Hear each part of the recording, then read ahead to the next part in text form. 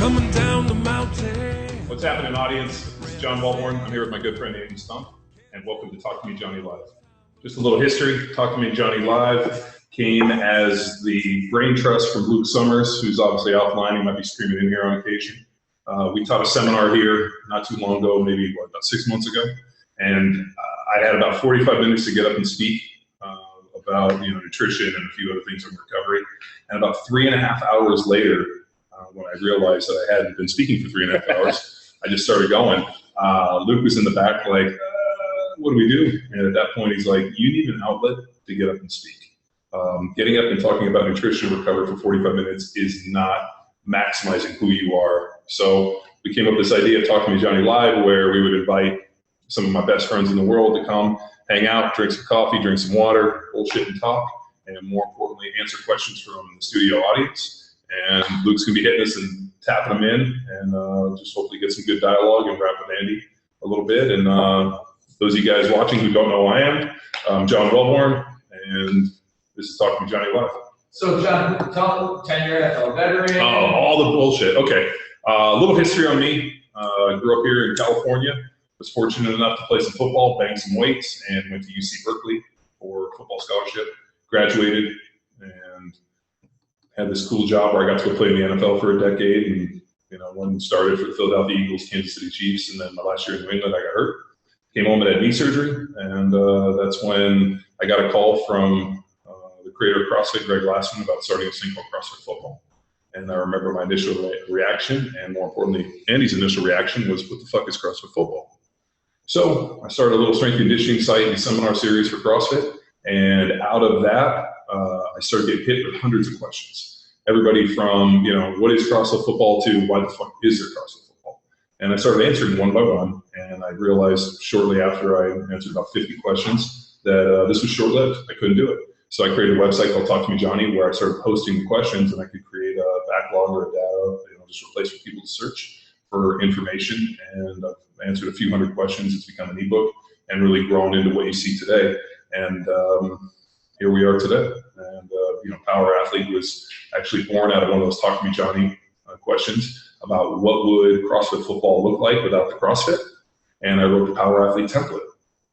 And from that, we really expanded and created this company that is not only training, online, merch, programming, consultations, nutrition. I mean, it's just become a performance training company, at its greatest. And just really being able to take our podcast into a live situation like we're doing here today is really the evolution of it. And I'm very fortunate that our very first guest is one of my oldest and best friends in the world, Andy Stumpf.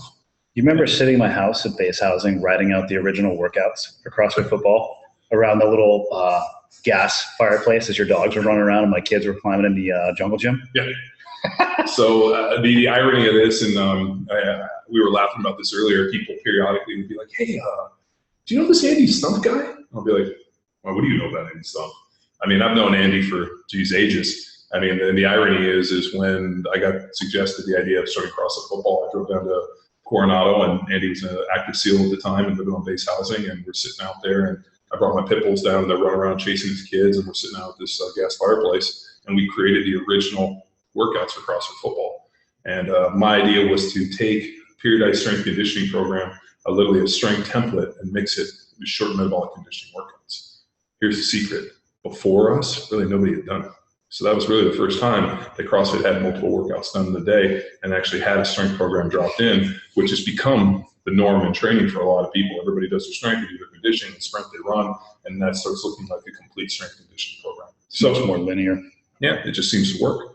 And, I met Andy. I got invited to a level 1 seminar. I'm sitting in the back, taking in all the wonderful information, and this dude slides up on me. He goes, what the fuck do you do, water ballet? I looked at this dude, and friendship was started right there. And I think our next conversation was Brian McKenzie gave up to give a nutrition talk that he bombed. And he goes, God, this guy's fucking terrible. He doesn't know anything. I was like, this guy's great. He talks shit to me. He's fucking ripping on McKenzie, which was allegedly. I said those things. Yeah, allegedly. There's no confirmation. Proof for confirmation. But our favorite pastime of ripping on McKenzie happened, and from there it just really grew. And Andy was income issue situation. He was working as a BUD/S instructor, and he was looking to go back on active duty. So we devised a plan on how to make Andy not only the fittest, but the best soldier he could. And the original, what you see for the collegiate template in CrossFit football was originally written for Andy Stumpf.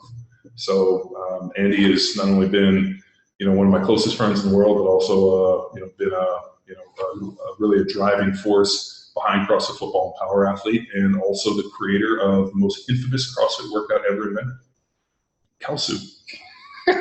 So we wanted to create a hero workout, and I called Andy up and I was like, Andy, I need a terrible workout. We call a hero workout. It was like 100 thrusters on the minute, 5 burpees. I'm like, ooh, how heavy? 135. Ugh. And I was like, I don't think we can program that. You actually said specifically no.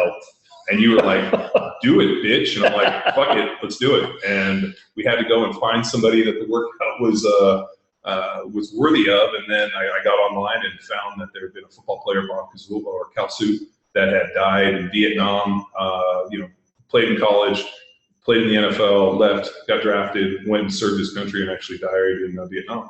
I figured what a more fitting person we could do to honor with that terrible workout. So periodically, Kalsu will come up and people will be like, oh, this is really hard CrossFit workout. And somebody will be like, no, it's a CrossFit football workout. It's harder than that. So that's just really some of the folklore. And I'll switch it over and let Andy tell you a little bit about who he is and how he's sitting here and just some of the cool things. And then over the course of this deal, we'll not only get to see a little bit of our relationship, but really talk about some fun stuff and hopefully give everybody their money's worth, seeing as it's free.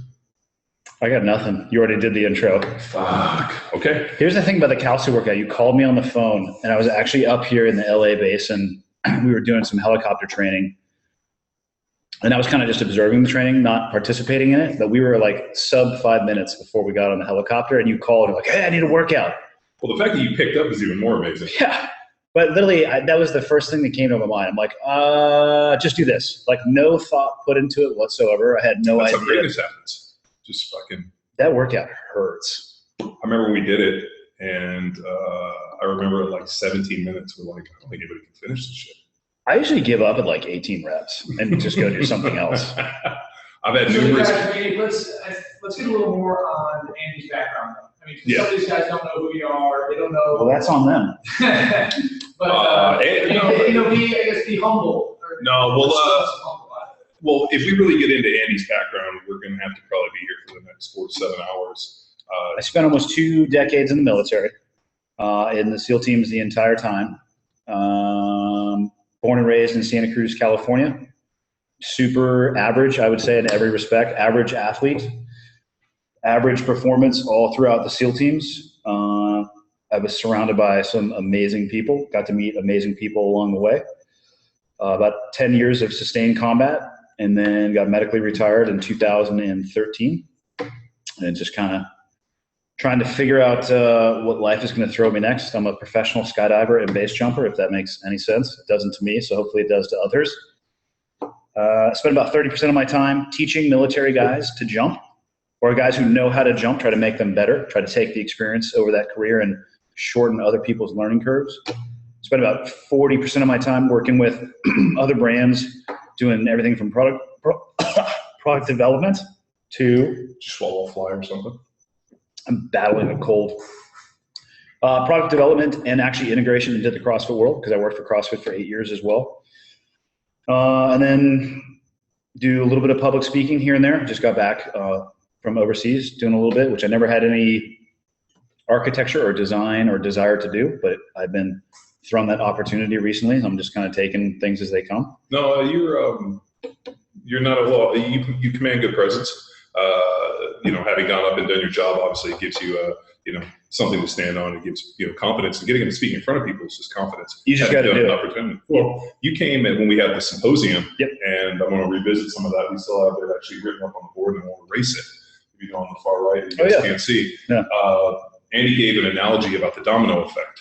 And goal setting. Yeah. Like it's probably one of the better things that I've heard in terms of goal setting, because I think most reason, or at least in my short experience in terms of successes and failures, the situations where you can set small goals and start gaining speed. The problem and the reason most people fuck up everything is because they look too big a goal. Like they stand at the bottom of Mount Everest and they're like, I'm going to climb that thing, instead of being like, I just want to get to base camp. Or I'm just going to get here. Just put your foot in front of your other foot and just focus on that. And the next thing you know, you'll be like, oh, I'm out of places to put my feet. Yeah. When I was a buds instructor, I mean, it was a wildly different experience observing the training as opposed to going through it, as you can probably imagine. Sure. Way more fun when you're holding the hose as being the recipient of the hose. But, you know, the first evolution they do of day one is they sit the class down, usually in rows of 10. So in my class, there was 180 guys.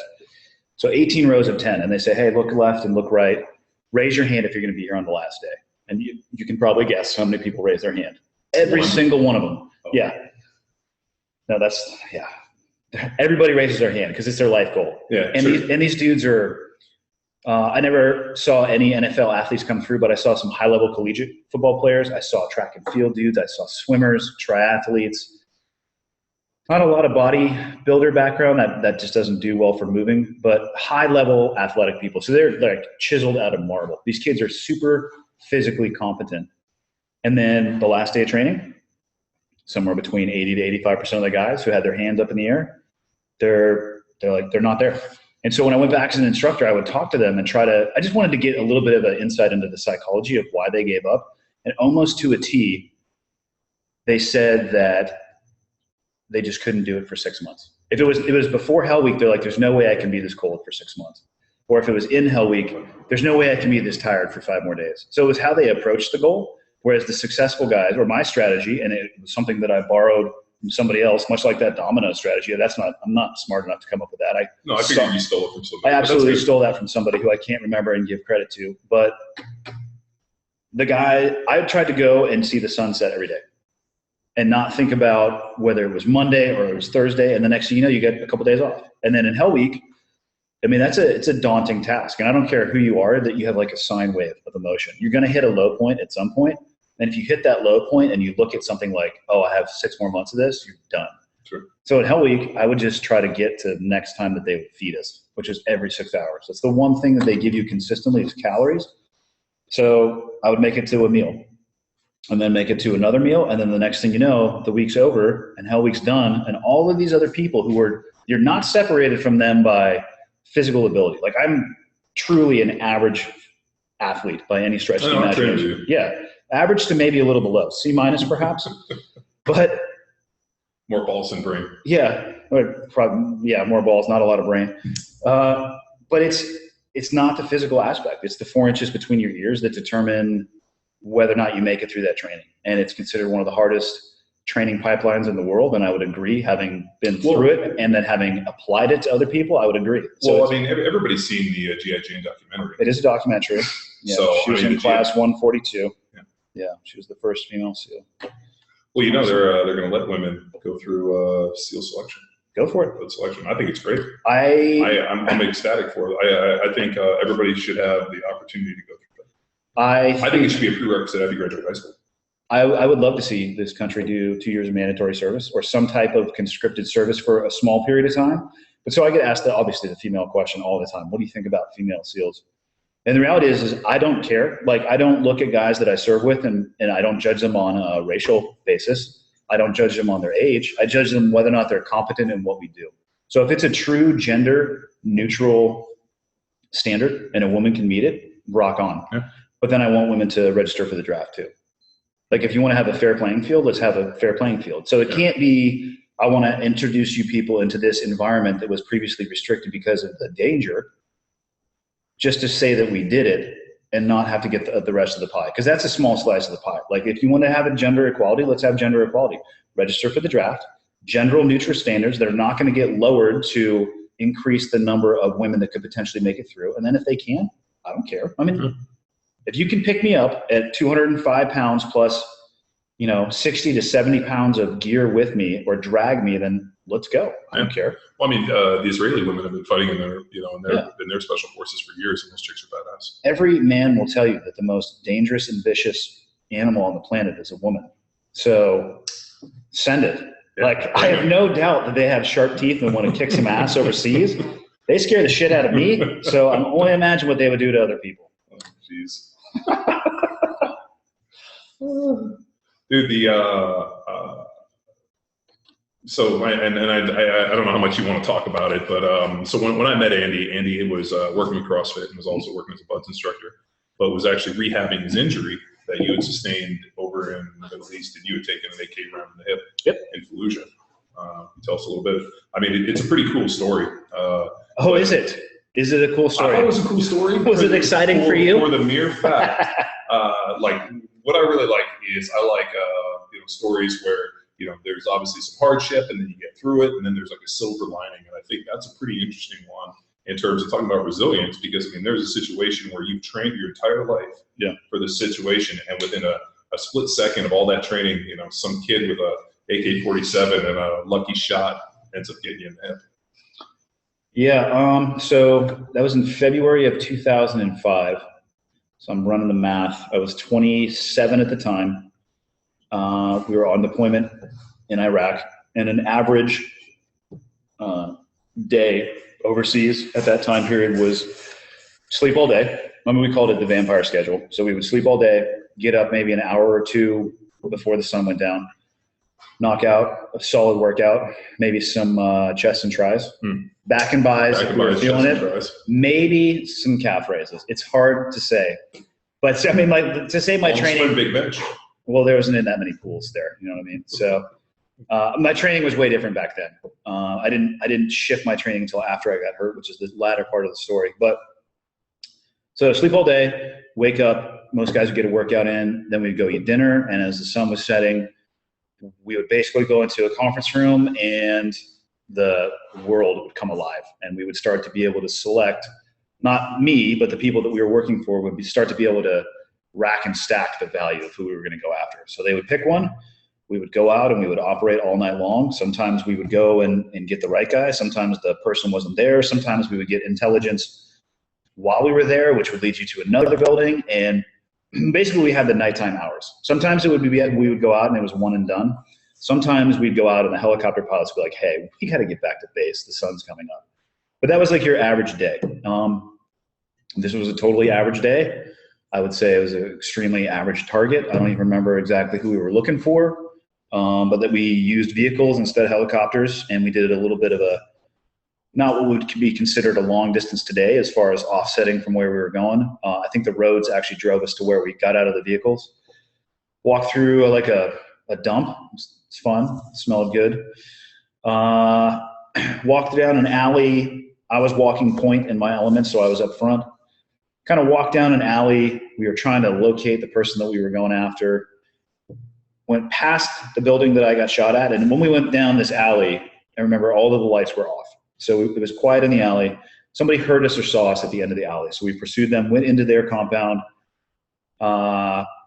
detained everybody, checked to make sure there was no weapons. Totally, and just people living their life. So, and that happened all the time. You would encounter people who were just living there, like trying to survive.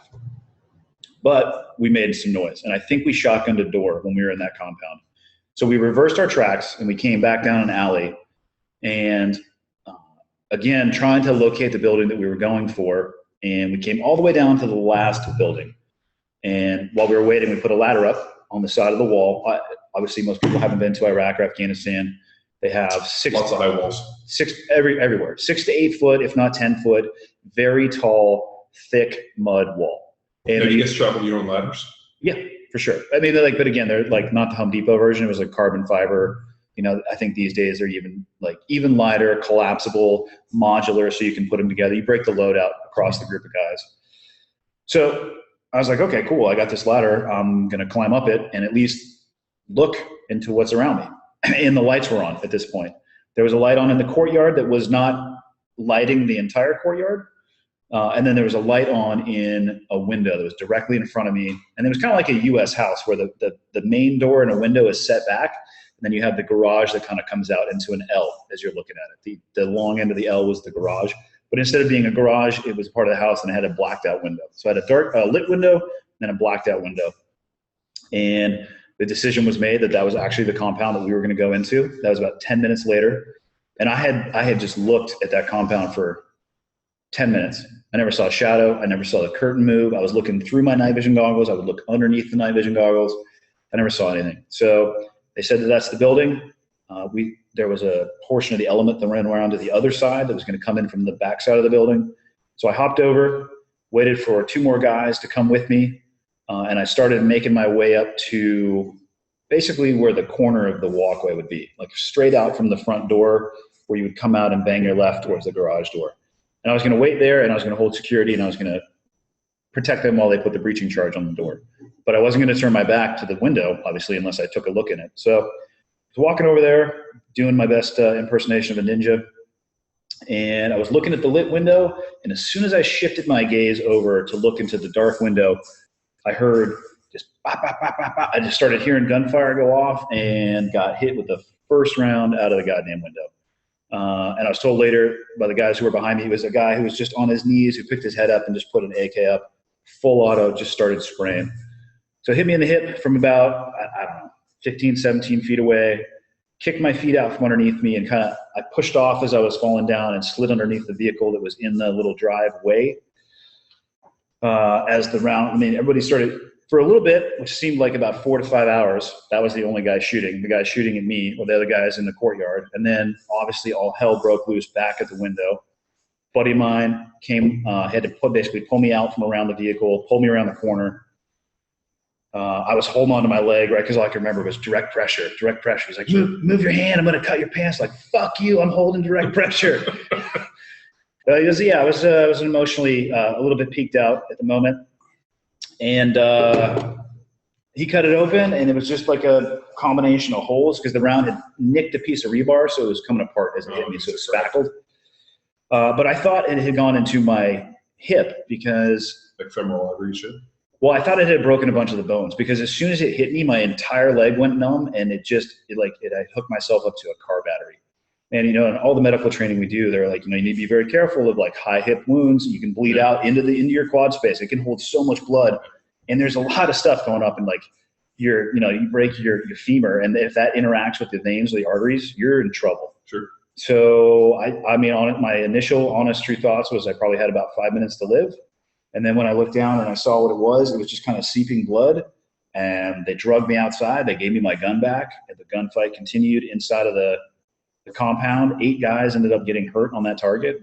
I was one of the least injured people. So I took a Bradley fighting vehicle back to the green zone in Baghdad. And then we had guys on helicopters. There's some guys who were hurt. One guy's arm almost got filleted completely off because he was really close to the breaching charge. Some severe head trauma. One guy got shot in the bicep. It was exciting. And it put me flat on my back. I had been operating at a super high level. I was incredibly active. I thought that I was in good shape. Again, I was 27, doing the job at the command I wanted to be at. Sure. So I was in the NFL. You were at the top of the world. I was in the NFL, loving it. I'm like, I was going to go to the Pro Bowl. I was headed for a Pro Bowl season, and then all of a sudden I was flat on my back, and I couldn't do anything. And even though this was 2005, the war had been going on for a couple of years. I don't think that they were used to a lot of in Iraq, no problem. Like their medicine there, like they were Johnny on the spot, moving us around in helicopters, flew us to Germany. We got back to the US and, I went to the Naval Hospital. Woke up one morning with a resting heart rate of 150, a headache and profusely sweating. I went and I checked in to the Naval Hospital where one of my sons was born. And the guy was like, what's wrong? I'm like, I'm in an extreme amount of pain. I feel like my heart is beating out of my head. And the guy goes, okay, well, what was the mechanism of the injury? And I said, it's a gunshot wound. And I wish my wife was here to confirm this because the dude looked directly at me and he goes, self-inflicted? Wow. And you're like, is that? Yeah. More importantly, does that happen a lot? They weren't used to dealing with it. And then so I sat in the waiting room for 3 hours while they took people in with sniffles. And then when they finally took me back, and they researched what was going on. Then they wanted to bring all the doctors in, the training doctors, because military hospitals are largely training hospitals. Hey, do you mind if we show these guys a gunshot wound? Like that's how little they had seen up until that point. And so it was rough. I got about 14 prescriptions to painkillers, to neuropathic pain control stuff, a drug called Neurontin, which is probably a great drug, but they gave me so much that started shutting down my capacity to think. And I woke up one morning and I just couldn't deal with it. And that's how I actually found CrossFit. went into the gym and started working out on my own off of what I could research off of the internet, and was exhausting myself in the gym so I could actually sleep at night instead of laying there feeling the neuropathic pain firing off in my leg. Went home like a year later, come to find out CrossFit was started in Santa Cruz, like 6 blocks from my parents' house. I walked over, briefly said hi to Greg. 6 months after that, Dave introduced me to Greg, worked a military seminar, ended up teaching at all the civilian seminars. They gave me one of the seminar crews to, go around the world and teach the conceptual foundation. And yeah, worked for the company for 8 years. It was awesome in all aspects, which is what I think it really helped me with public speaking. For one, the military forced me to do it. They're like, hey, here's your brief, go do it. Well, yeah, but I mean, also, we know this from teaching our own seminar. Like, you get up and you have the opportunity to present information every single weekend. All of a sudden you get up there and you're like, it's on. And, you feel super comfortable. And the key, and people like... But the only way you get that is having enough opportunities. I also... being comfortable enough to be yourself. I also bring this up. This was a gift to Power Athlete. This actually flag was in Andy's pocket the night he got shot. And this is trident. So this flag, which was in combat and also in our good friend's pocket the night he got fucking lit up with an AK, flies in Power Athlete. So I'll sell that on eBay. It's worth like $4 or $5. Well, I remember when you gave it to me, I was like, how many of these flags did you have? And you're like, 1. And I'm like, didn't get to us? I was like, so yeah, that's awesome. And that's better you keep it than me. You know the deal with public speaking? I swear to God, like, people freak out about this, and it's still like the #1 thing in the polls of things that scare people. Is what I have seen when people struggle is they don't try to be themselves. Like, I never try to do anything other than just be me. And then so I start from a position being comfortable. But here's the thing. But I can couple that with a lot of experience doing it, so it's even more. But actually, even though I know you're a fucking idiot, you're actually a fairly cool person in that, not extremely cool person. You've actually done some cool shit.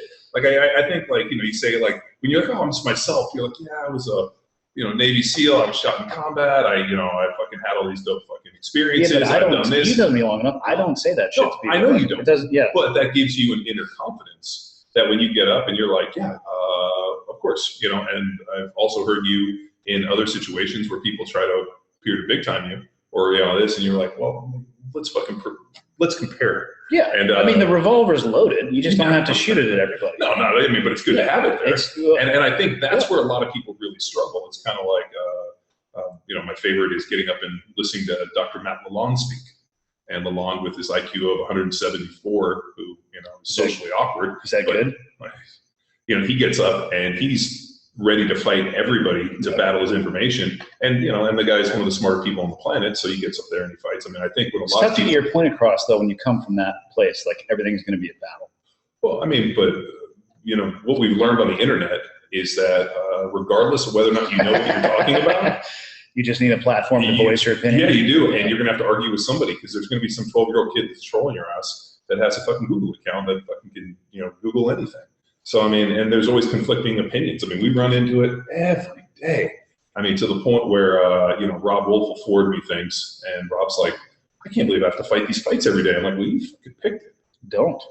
But you know what? I kind of look a little bit like we're in a situation, and, those of you guys that might know, I was Berkeley or went to Berkeley, but I was a classics rhetoric major. I was going to bring up the rhetoric piece and the fact that you spell terribly. I don't know how you accomplished that. But.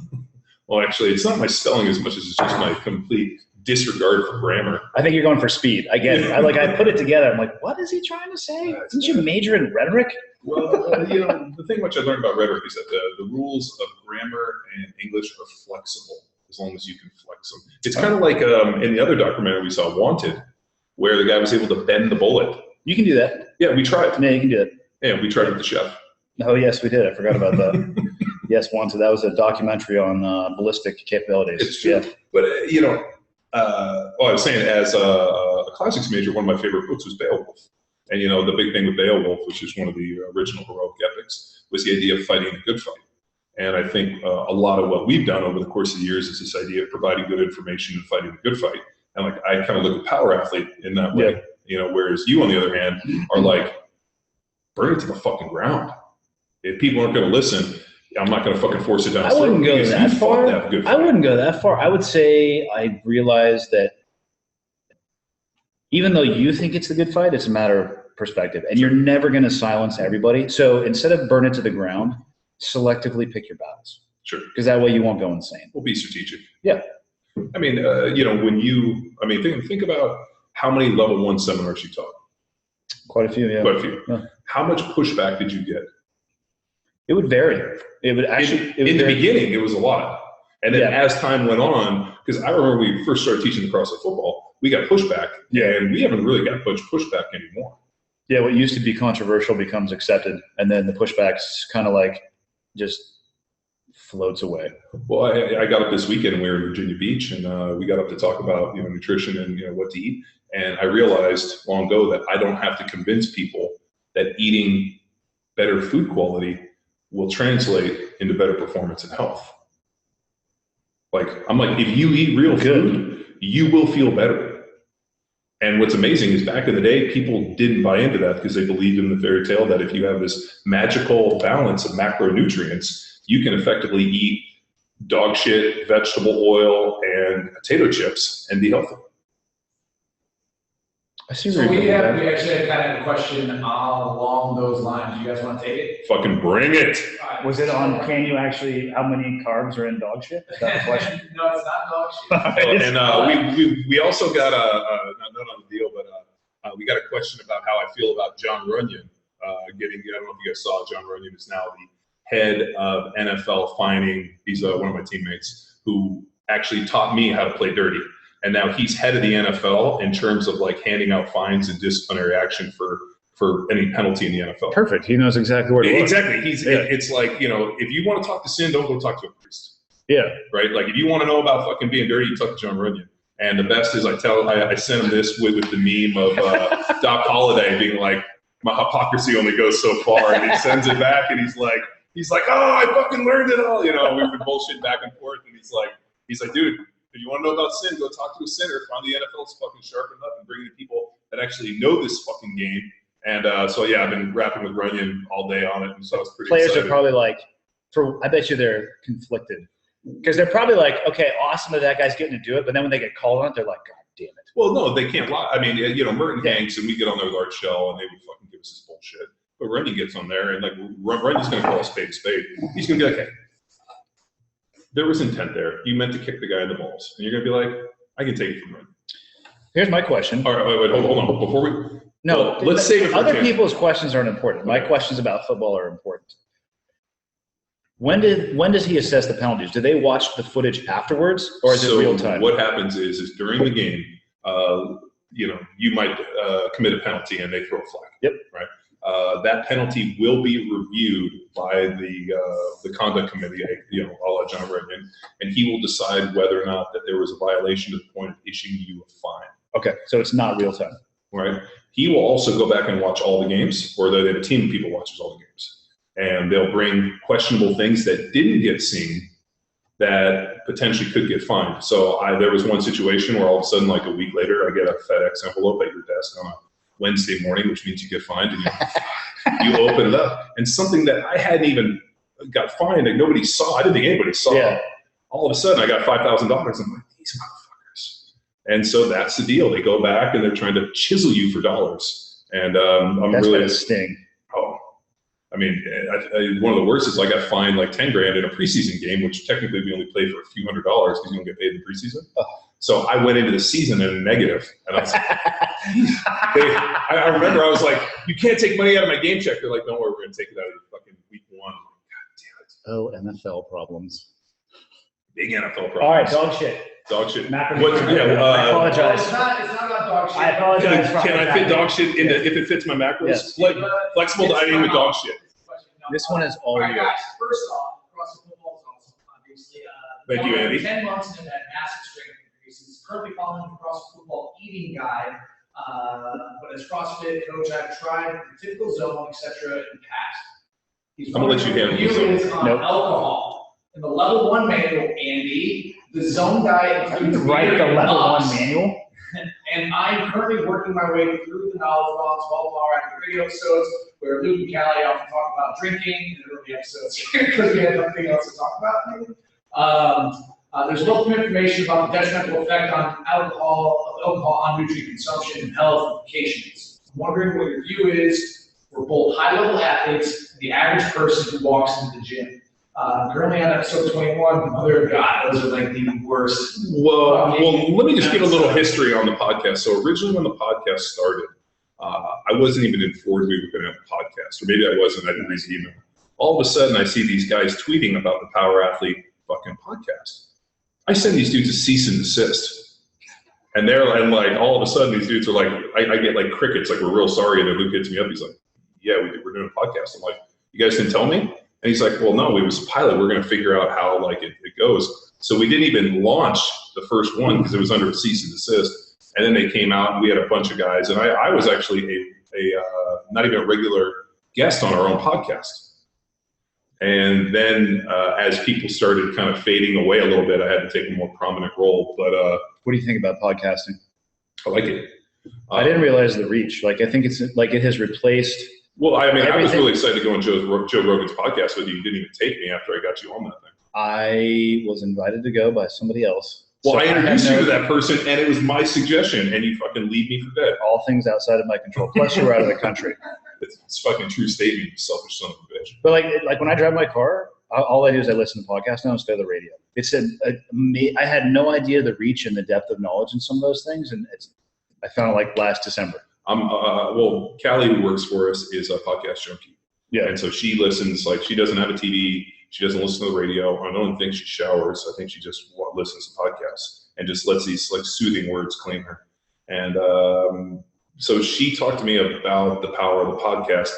I frankly kind of hated the idea in the beginning because I was like, so what, people are just going to listen to us talk? It sounds moderately narcissistic. It's super narcissistic. Yeah. But then I realized fairly on, like, we had reached out to some really kick-ass guests, and we had some really amazing people on, and it was a way for me to actually connect with them on a different level, and all of a sudden it increases the genealogy, and now we have, you know, some really amazing people that are friends, and for the most part, it's allowed me to expand my knowledge base. So, I mean, we've had some kick-ass guests talk about some things that I was like, I don't know anything about this, but this has given me an avenue to go down and do it, so it's become cool. But if this guy's in the early days of the podcast were rough, where does alcohol fit into this? I mean, well, hold on. Doesn't everybody assume, I mean, like, yeah, alcohol's fun, but doesn't everybody go in with the assumption that if you drink too much, it's going to have detrimental effect? Well, I don't think there's anybody out there that thinks alcohol is a performance enhancer. Not when it comes to exercise. Last time where a guy told me that he lifts better after he drinks 3 or 4 beers at the night before. I would say that there's role for alcohol in performance enhancing, but it's just not in the gym. So I'm going to go, because we talked about John Runyon a little bit, let me talk to you about my good friend John Runyon. John Runyon firmly believed that the only way you played good on Sunday is if you went out and drank too much on Friday night and you still were hungover on Sunday. Yeah, but that doesn't mean anything. Scientologists believe that the alien race colonized the world. It doesn't mean it's true. So we would go out and we would tear it up. So the way it would work is Runyon would go home after practice on Friday and he would start drinking beers. And I would lift weights because Friday was always Jack Street and we'd go in there and bang weights. I'd go over to his house and we'd go hang out, and he was usually, like, Runyon's claim to fame is he could drink a 24-pack of beer before it got warm. He'd take it out of the fridge. Well, how big? I have no idea who this guy is. Is he massive? 6'8", 320. Oh, yeah. So he's like maybe got a light buzz on after the first case of beer. He would he literally could drink those suckers before they got warm. Okay. And I'd show up, a bunch of drinks, and then we'd watch his kids and fuck around. And John liked to watch the weather. It was a big deal. We would sit there and drink and watch the weather. So it was a good deal. But he firmly believed that to play good on Sunday, you had to have a bit of a hangover because it allowed you to be a little angry and not really focus on the deal. And I played the majority of my NFL games with a hangover, so it was a performance enhancer in that way. It was for me because it put me in a really bad mood, but I do not really believe that alcohol is going to necessitate better strength gains in the gym. Now, I was going to say, look at it now after look back on it. What if he had not gone that route and instead had been lifting with you and found a different way to get himself into that headspace, don't you think his performance probably would have been even better? Well, he played 14 years. I'm not saying his performance was bad, but just because something works doesn't mean that there's not something better. Sure. I mean, whereas I look at alcohol as kind of I guess you could say, stress reliever. Sure. So, I mean, like, you're going to come out, let's have a few beers, let's relax, a glass of wine. Totally. George Zangus, the old guy who trained me, believed that pre-meet, when you go into powerlifting meet, the night before, big pasta, red wine night. And if you drink a bottle of red wine, you'll have it set pure the next day. And I don't know if it was stress relief, having a good time, the alcohol, whatever it is. I mean, I just don't really think that alcohol is a performance enhancer. Now, with that said, how many guys wear like special game day socks and have like a little sash on underneath their uniform? They're a little lucky fill in the blank. Dude, NFL players are some of the most superstitious people. That's what I'm saying. The point I'm trying to get at. So, it doesn't necessarily. Well, I agree with you. I'm not saying it does or doesn't. I just look at it like, if you want to have a drink, why are you so fucking worried about it? Yeah, totally. Like, guess what? You get one lap around the track. Maybe you ought to enjoy it a little bit. Yeah. You train hard so you can live your goddamn life. Now, I will say that if I could probably put one of the best drinkers I've ever seen in my life would be John Runyon. And on the other side of the spectrum with the worst drinker. I know where this is going. Is Mr. Andy Stumpf. Because I don't drink consistently. He is. But I like to drink like John Runyon when I do drink. So what was amazing is Andy has one speed. Yeah, and it's literally foot to the accelerator. And Andy also has a deal which is like the overload principle, which is I'm going to consume as much alcohol as I can in 10 minutes. And as soon as it hits me after 11 minutes, I'm ready to go home. So, I mean, Andy, like what most people do in 3 hours, is you do in 10 minutes. It's the master of the Irish goodbye, too. You're like, this is awesome. Cool, I got to go. Yes. And he is like a ninja smoke bomb and disappeared. I do struggle with that. Believe me, I'm critically self-aware that I have two speeds. I have like stop and I have go. I've been that way my whole life. I don't think it's unique to me, but when it comes to things like alcohol, because I don't drink regularly, not because I don't like drinking, I hate being hungover. Okay. You know? Well, those of you guys that are watching this, your perception of drinking and being hungover and all that changes dramatically once you have kids. Oh, God. Because here's the deal. You stay out and get boozed up all night and you're hungover, your kids aren't. And they still wake up at 5:45 and 6 in the morning. It's not really. And go, Dad, can we go watch Wonder Pets or Doc McStuffins or, Peppa Pig or some other crap that I get to watch? And like, dude, if you're hungover and you get up, there is no laying in bed, I'm hungover, I feel sick. You still got to get up and make pancakes and hang out with your kids. So I remember when we had the twins, like the girls were a couple months old, Kate and I got invited somehow, so we had a babysitter, went out and had a couple drinks. And all of a sudden we got up and like the kids started, like we got home at 1:30 and at 2:30, the kids were pissed, crying. Because they know, I swear to God they know. And like, dude, we were kind of hammered and we're like, I'm like eye shows walking around trying to console these kids. I remember Kate being like, I can't do it. Like the only way we're going out drinking is if we have a babysitter that's watching them overnight and we can stay at a hotel. Yeah. But I mean, we digress. Back to alcohol. I do not think. Now, here's the deal. There's one rule of nutrition. I'm going to look at this one when it comes to power athlete. But this is our one nutrition rule. It overarching everything else. Don't be weird. That could be like a life philosophy. Well, no, this is really true because and this all stemmed from having I had a really, really rare opportunity, which I don't think a lot of people have had in terms of power athlete, is I had to go on the road after my 10-year NFL career and teach CrossFit football power athlete to thousands of people around the globe over hundreds of seminars over a bunch of years. And I got to the point where I had to teach this information over and over again, answer questions, people would bomb me with things, I'd have to go research. And I had to literally ferret this stuff out in real time in front of people that had paid $795 for a 2-day weekend and had me fucking entertained them like a dancing monkey.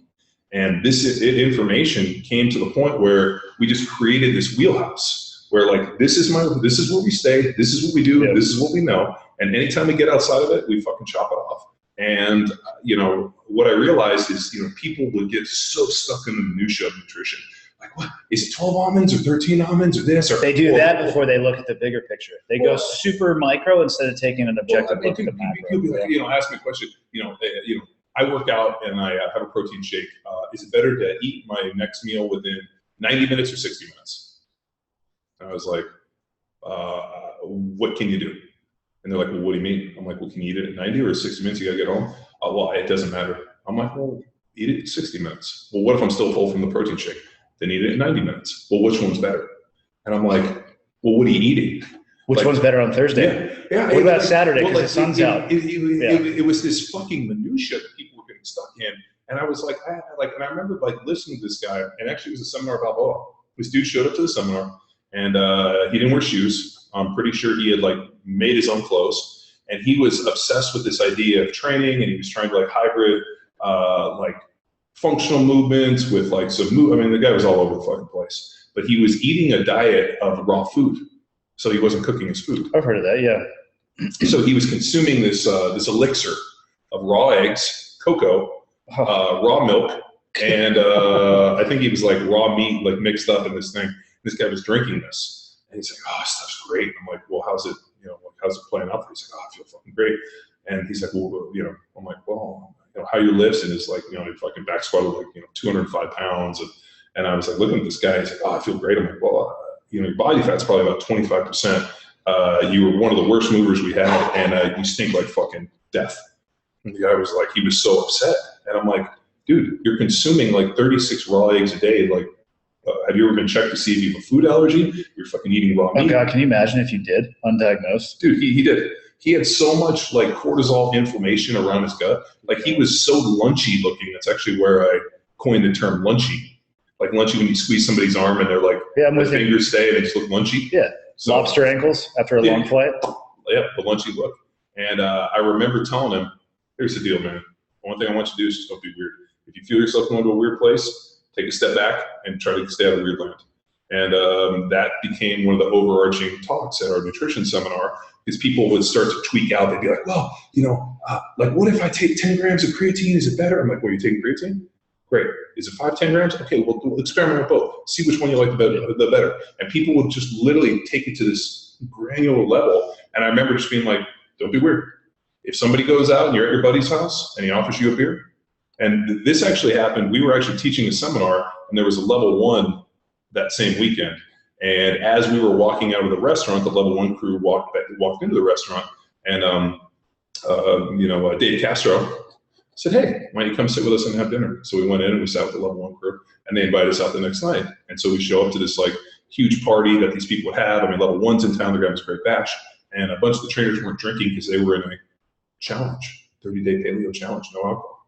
And I remember like these people were like, you want a beer? They're like, no, I can't. And I'm like, oh, these people are offering you beer. Have a fucking beer. Yeah, life's too short. Yeah, and like that to me was like, don't be weird. So how about this? What's the, to try to get back to the nutrition thing and maybe help somebody out, what's the biggest thing you've seen that derails people nutrition-wise? Like what have you seen that the biggest thing to avoid to not undermine your training? Consistency. So what I've found is regardless of what your goals are, if you can consistently chisel away, like for example, let's say your goal is to lose weight. Yep. I mean, we run into this all the time. People are like, my goal is to lose weight. You know, we know if we get somebody's BMR done, which is a basic metabolic rate, you know, they should burn X amount of calories. You should have X amount of calories. Let's say you work out, like, you know, and let's say we set calories. And even though I'm not overly concerned with total caloric load, because I think it fluctuates by day based on energy expenditures. And I also think that it's, there's gotta be some, well, I'll get into that. But if you consistently eat in a deficit, you know, you will theoretically lose mass. Yeah, based off the rules of thermodynamics. Right. Yeah. But here's the problem with that. Traditional medicine says, if you want to lose weight, what do they say when you go to the doctor? Move more, eat less. I don't know. Never go to the doctor and ask them about my weight. Well, but I mean, like most people in this country, if they're overweight, they go to the doctor. That's the advice they get. Yeah. Move more, eat less. So the problem is, then the people come back and they still haven't lost weight. So then what do you assume? They're lazy and they're gluttonous, right? Because they were obviously lazy because they couldn't move more. That is what I personally would assume. Right. Yes. But I'm past, like, I don't believe that everybody is gluttonous and lazy.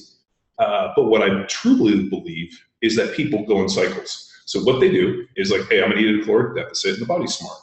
So what it does is, you're under eating, and you do for maybe 4 or 5 days, and then you fucking binge. Yeah. Or you go out and you're like, hey, I'm just gonna have because you're losing your mind. So because your body has this innate mechanism to try to like survival. So it's like when you've been under eating, calorically underfed, and then they go out and they're sitting down with some friends and Mexican food, and next thing you know, they eat 4 bowls of chips, 4 guacamoles, and it usually comes after the first drink. Yeah, margarita. I'll have 1 margarita. Can I get that as a low-cal with just a twist of lemon? Can I get it in a chalice? You're right. And what would I say? Yeah, I want a NorCal margarita, just a little bit of lime, a little bit of tequila, it'll be fine. The lime and the tequila will offset itself because They're done. Right? And it's the total willpower. And then all of a sudden, your fucking inhibitions go away, and you're like, I'm just gonna have a few chips. Next thing you know, 4 baskets of chips later, a guacamole, and like a deep fried chimichanga with mole sauce. And deep fried ice cream in 7 flavors, and you're like, oh, as you've consumed every calorie that you were in deficit with the entire week. And then what do? You feel like dog shit and I'm a piece of crap. And then then you slowly get back on the train, and you're like, oh, you feel terrible, and now your self-control and your self-worth is down. So what do? You undereat, and then it happens again. And I've seen people into this like undereat binge. And so my deal is really, the analogy is Rob Wolf said this guy, Dr. Fung, on his podcast, who wrote a great book called the Obesity Code, and he made an analogy in there that let's say you make $100,000 a year, right? And you're living on $100,000 a year, you're driving a decent car, you're traveling, you're having a good time, you're living your life. Next year, $25,000. Do you die, or can you still live like you're living on 100? No. What do? Your life just slows the fuck down. Yeah. You don't live in a nice place, you don't have a nice car, you don't go on the trips, you don't die. And so his deal is like, if you're living on X amount of calories and you reduce those calories, it isn't as if your body still works at the same level, right? What does it do? It just slows the system down. Yeah. And so it's not that simple. It's not that simple. Yeah. If it was, then everybody would be in shape, but they're not. Yeah. So what I look at is you either have 2 options. You can either eat a better diet of quality food, which I think is more satiating. You can, adjust your total calories, eat for sustainability. Like, hey, if I'm, burning 3,000 calories a day and I eat 3,000, that's great. Because some days I'm going to eat 3,500, some days I'm going to eat 25. And, eat within balance. So don't be a crazy person, eat normal, and then exercise. The physical changes that we have seen with our clients, because what people don't see is we have a huge performance training deal online on the paid back end with not only nutrition but training.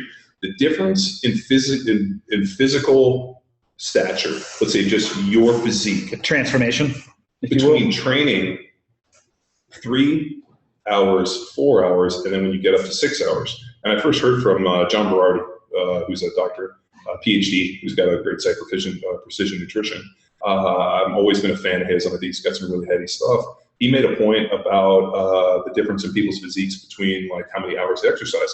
So we tested it. We're writing different training offline. Hey, I need you to move, and I started looking at the total training time, and the difference between people training 4 hours and 6 hours. Is that per day? No, per week. Okay. So just every day, 45 minutes to an hour. Yeah, I'm with you. I thought for a second you were going to say day. I was like, holy cow. No. But like the age old, like, hey, I do 3 10-minute workouts a week. I wonder why I'm not meeting my goals. It's because you're doing 3 10-minute workouts a week. But I mean, that's kind of what I know. I'm with you. Right. So, and you saw this when you owned a CrossFit gym. Andy and I both have owned CrossFit gyms. The people that come 3 days a week do okay. Yep. But all of a sudden they go to 4, 5, 6, and they go 3 on, 1 off, and they start coming for 6 out of 7 days a week. And their performance and how their physical stature, once they change their eating, all of a sudden everything fucking comes into line. Yep. And what was amazing to me is that when people ask me, like, how many days should I train? I was like, well, I want you to ramp up to that, 3 on, 1 off, 6 days a week. I'm like, isn't it too much? I'm like, no. Remember, if we were 20,000 years ago, you would have to go walk 10 miles and kill something every single day to feed yourself. And there'd be days you wouldn't see anything, so you wouldn't eat. So this idea of like titrating calories every 3 hours, it's fucking bullshit. Well, life just doesn't work like that. The biggest thing I saw when I owned the gym, people knew where they wanted to get to. Like they wanted to get to the 3 on, 1 off, 6 hours a week in the gym, but they wanted to go from 0 hours of working out to day 2 on the 6 hour a week protocol. Like they just don't want to do the fundamental stuff. Like they can't grasp the domino concept.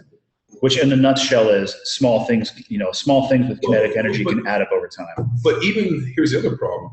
They weren't realistic about what they could do. So, I mean, I used to have people come in and they'd be like, well, I want to, I'll train 3 days a week. What should I do in the days? I'm like, why don't you get down and walk for 20 minutes? Yeah. And you know what? And then they're like, well, okay. And then what? And I'm like, well, then after you walk, you're going to come to the gym 3 days. Your other days, you're going to walk 20 minutes. After 1 week that you've proved to me you can do it, we're going to maybe add another workout. Yep. And then they're like, well, then what do I do? I'm like, then you're going to walk 3 days a week. And we're going to slowly add over time, and we're going to linear progress your load and volume. It's like shin splints. Yeah. If you don't run and you go out and you run 100 miles, you're fucked up. But if you go out and sting a bit. If you go out and run 1 mile and then 2 miles and you load into it, your body will adjust. Same thing with the calories and same thing with the food. So probably the biggest reason that I've seen that people have failed in the bulking, and also actually more people fail in the bulk than I think in the leaning. Because think about this. I just think you see more people complaining about the leaning. Maybe they're more vocal about it. Well, it's a very rare population that we get that I'm going to fucking bulk up. I want to put on fucking mass. Because, for sure. For sure. Yeah, that's probably especially given the modern day of what the acceptable physique is. It's the other direction. Well, I mean, but we run into people that are like, I need to put on muscle. The only way I'm going to get better at this shit is if I put on muscle, because you have 2 opportunities. You either create a more efficient central nervous system, or you create a larger cross-sectional size of a muscle. So a larger muscle theoretically should be able to support more weight. So do you know what makes life easier? Being strong. Well, please define for me or give me a negative side effect of being strong. Exactly. I don't think there is. I mean, Mark Ripto made probably one of the most insightful comments, and those of you guys that know Rip, one of my favorite people in the world, just for the mere fact that he's so blunt. Like, there's no pulling punches. I've never heard Rip ever default to somebody's feelings. Like, yeah, no, I can't say that. But he said, dude, stronger people are harder to kill and generally more useful. I can't think of a negative side effect of strength. Well, and, I always love the age-old one. It's like, oh, you never know how strong you are until strong's the only thing you can. I'm like, well, you need to go fucking lift some weights. But really with nutrition, it's a lack of consistency. And you watch people. I mean, I watched. Well, I don't think they give it enough time either. They think that everything's going to happen. It's been 5 days, John. I did your diet for 5 days. So what? I had a bowl of chips. Like, no, you look at it. It's funny. I wish people would look at leaning out the same way they do bulking. Nobody expects to add 30 pounds in a month, but God help them if they can't see their abs in 4 days. It's this very unbalanced system. Your body's pretty interesting in that there's this little thing called homeostasis. So your body's always fighting for homeostasis, and your body has a set point where it knows exactly what homeostasis is, and it kind of likes to work within a pattern. So all of a sudden, what you do is you add in something like more exercise. Now all of a sudden, I'm working out in 0, and now I got to work out in 6 days, and I'm burning more calories. I'm doing this. The body is going to drive hunger, or it's going to put you in a situation to try to consume more calories. Which scares people. They're like, oh, we're calories. Do you know how many people we've had, just even on our leaning protocol, we'll come in and just basically give them a basic prescription of calories. And they'll be like, oh my God, this is twice as much food as I've always ate. Yeah, it's because you've been starving yourself, and that's what your body thinks. And so what it does is it slows your metabolism down, just like you go from your 100 grand to 25 grand. It's not like it's going to just, you can't live off of 25 grand the way you do 100. It's going to slow the fuck everything down. Yep. And next thing you know, your metabolism's in the toilet and you have all these other fucking problems. So I think the easiest thing to do is just look at, like you said, look at small goals. Be patient. Well, my favorite is 2 things. Biggest Loser. So you put a big amount of money in front of people. They've been in the news quite a bit lately for past participants. Yeah. Well, yeah, they all rebound. Why is it? Because they're fucking starving themselves. I mean, because there's a goal. If you put somebody like $100 grand, $1 million in one, they will fucking make it happen. But all of a sudden, when there's no more deal in there and health is the only opportunity, it kind of peels out. I'd do a lot for $1 million. I have done a lot for $1 million. But the other one I would not be proud of myself for the things I would do for $1 million. I was proud. The better part is people cheered my name and fucking little kids asked for my autograph. Welbourn eat. Dude, the other one is somebody asked me the other day, if I needed a dramatic weight loss, what would be the best thing to do? And I told them, I want you to go online and I want you to send in your application for Naked and Afraid. Yep. Well, it's all about the motivation. Because those 3 weeks People will, like, first of all, they will change their life. Turn on a camera. Yeah. Get naked. Go out in the wilderness. No thanks. With no survival skills. Yeah. And survive out there for 21 days with no food. And you know what happens? Most people lose anywhere from 20 to 40 pounds. Before the show or during? During the show. Over 3 weeks. Just straight up caloric deficiency, like 0 calories a day. It's basically like a 3-week fast. Because most of the people are out there eating, they're eating less than, 100, 200 calories a day. If they're lucky. If they're lucky. A lot of people don't find any food. And you know what they do? They just, like there was a dude who actually made it. He just dug a hole and sat in the hole. So there's no food, I'm not going to move. And the guy ended up losing like 30 pounds. Because there's smart strategy. Well, there's some really interesting stuff about fasting where, they had a deal where a guy, I think it was like 450 pounds. They only gave him water and some vitamin supplements for 17 months, and he was like $1.60, and he didn't die. Man, that had to hurt though. But think about it, like the guy had so much excess body weight on him that he could survive. That to me, I remember Dom D'Agostino was on a podcast, and he's a ketogenic researcher doctor who does cancer stuff out of Florida, and he's good friends with our friend Ken Ford, and so Ken sent me some stuff of his. And he talked about, I think the question was, if you got cancer, what would you do? And he's like, I just starve it out at fast. And he's like, dude, if you're not eating, your body will clear, metabolic garbage. And he went through a pretty interesting thing about how to clear it. I forget the stats, but cancerous cells consume like multiples the amount of sugar than regular cells. Well, and if you go to the hospital, you know what they do? They hook you up to a glucose IV. And they try to take you nutrients throughout the day. And then the other arm is opiates. Mm-hmm. So they give you morphine, which actually causes cancer cells to grow faster. I just had my sister-in-law, God rest her soul, ended up developing esophageal cancer. I'm sorry, my half-sister. And she was gone in under a month. And they wondered why the cancer tripled in size in 3 weeks. And when I went in there, they had her hooked up to a 24-hour glucose IV. Yeah, they fed it. Yeah. And then they gave her opiates. That's why so I don't know if I told you this, but, my ex-teammate, Kyle Turley, is right now in this big deal called the Cannabis Gridiron Club, and where he's trying to become or let marijuana become a substitute for painkillers with NFL players, because the painkillers he believes, and actually a lot of people I do believe too, are causing more trouble. I can speak from my own personal experience. He told me a story, and about how they had all these psychotropic drugs and painkillers, all this shit, and he's like, suicidal, and he's like, I got to do something, and so he ended up finding out that there were some cannabis strains that acted very similar to the drugs he was taking, and he was able to wean himself off all that shit. He told me the other day, he's like, I would be dead, I would have killed myself, as so many NFL players had, if I hadn't found cannabis. And so he has the Cannabis Gridiron, the Gridiron Association, where he's really lobbying and working for this, and has asked me to come in and help. And he, even though I don't really have a lot of experience with cannabis, the changes I've seen in him. You could remedy that. I guess I never believed in the power of it until I saw what happened with my mom. Because I think most people assume, maybe it's from Hollywood or whatever you see in the media. Well, when you think of marijuana, what do you think? Cheech and Chong? Yeah, you think people are like dazed and confused. And I thought that for a while too. I didn't realize that there was ways to. Well, you lived in Santa Cruz. I did live in Santa Cruz, but again, all I ever wanted to do was be a team guy. So yeah, I smoked some weed, but it's not like I had to at some point go beyond that because I knew what I wanted to do later on. But I still didn't realize that so there's the stereotype of what it is, and then there's the ability to manipulate the strains. Yeah. So my mom died of non-smoker's lung cancer in 2010. Survivability rate of 0%.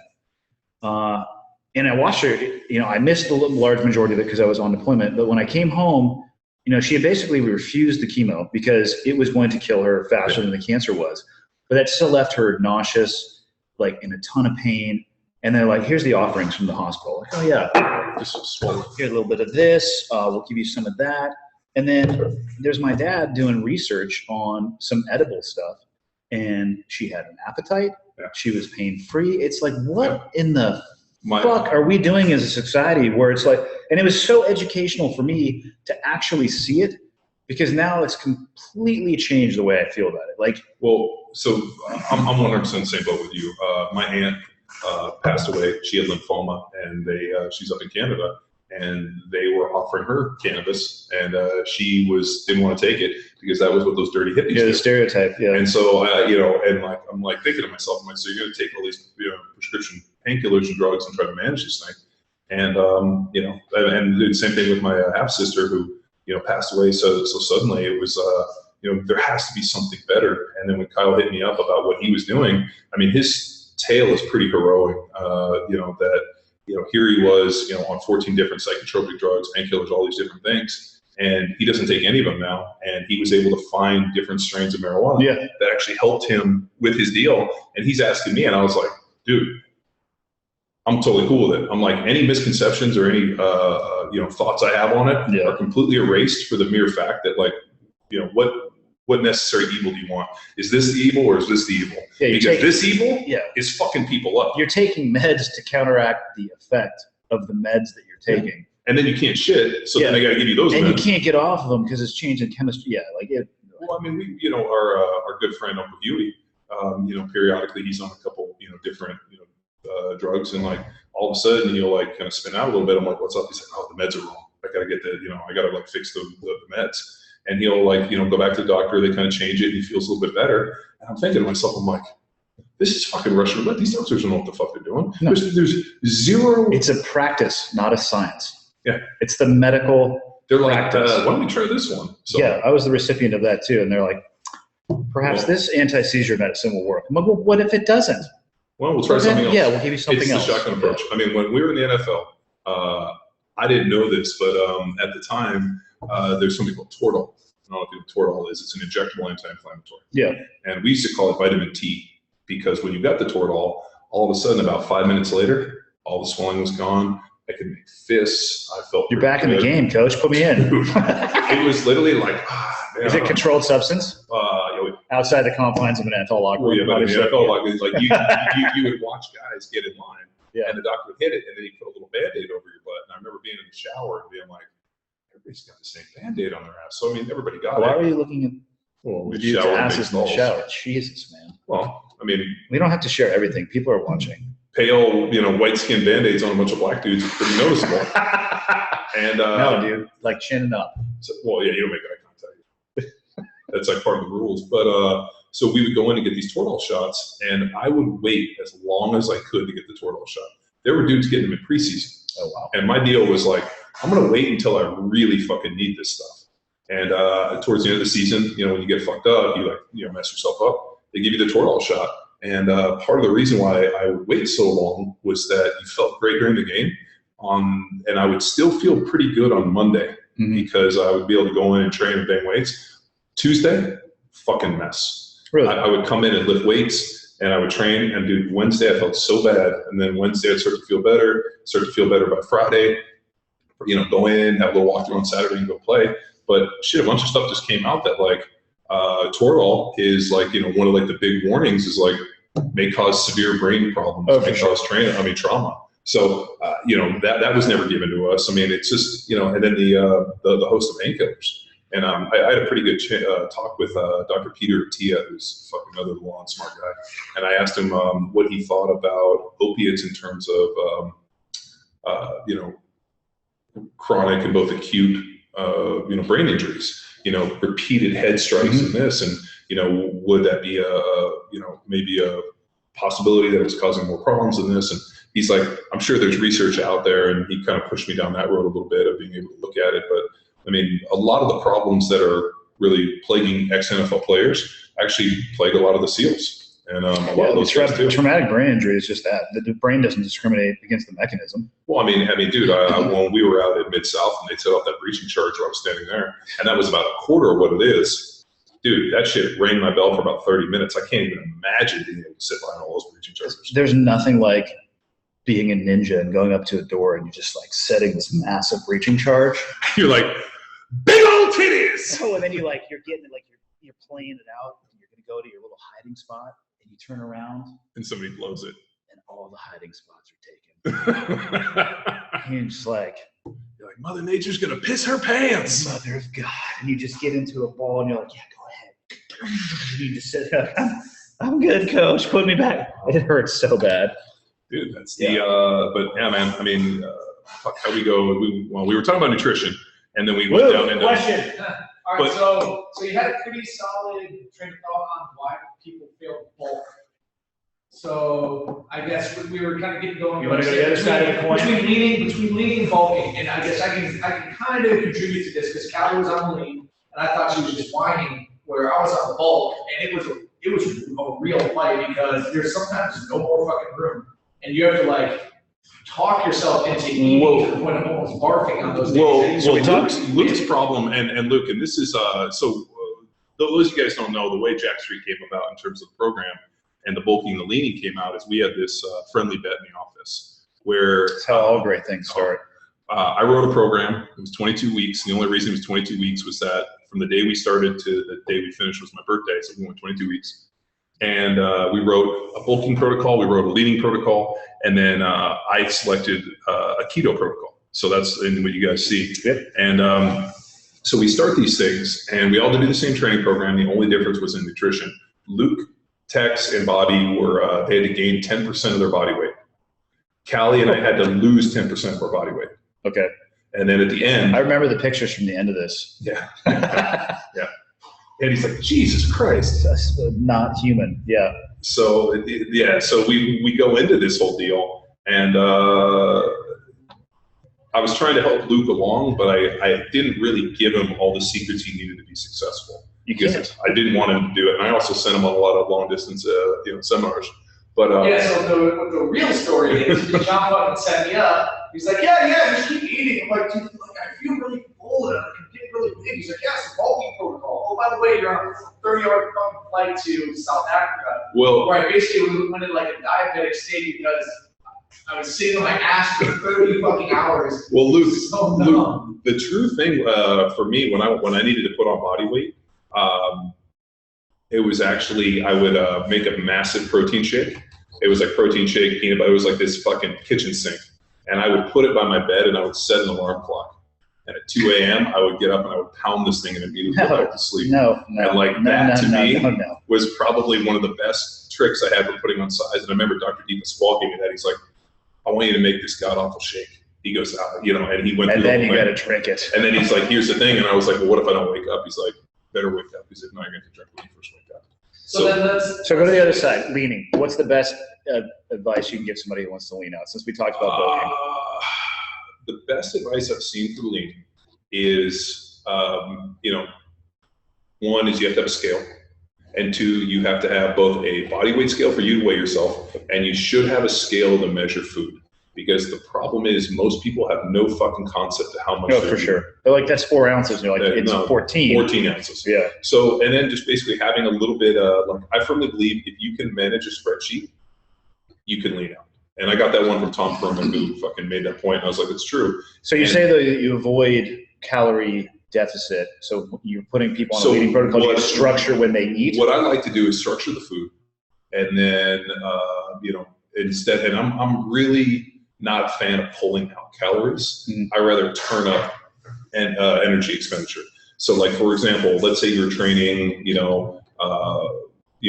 70 minutes in the morning and you're eating 3,000 calories and we weigh yourself and, you're losing a pound a week, which is pretty good. And then all of a sudden it stalls out. So the first thing people do is they pull calories. I would pull a little bit of calorie, but more importantly, what I would do is I would add in the second training.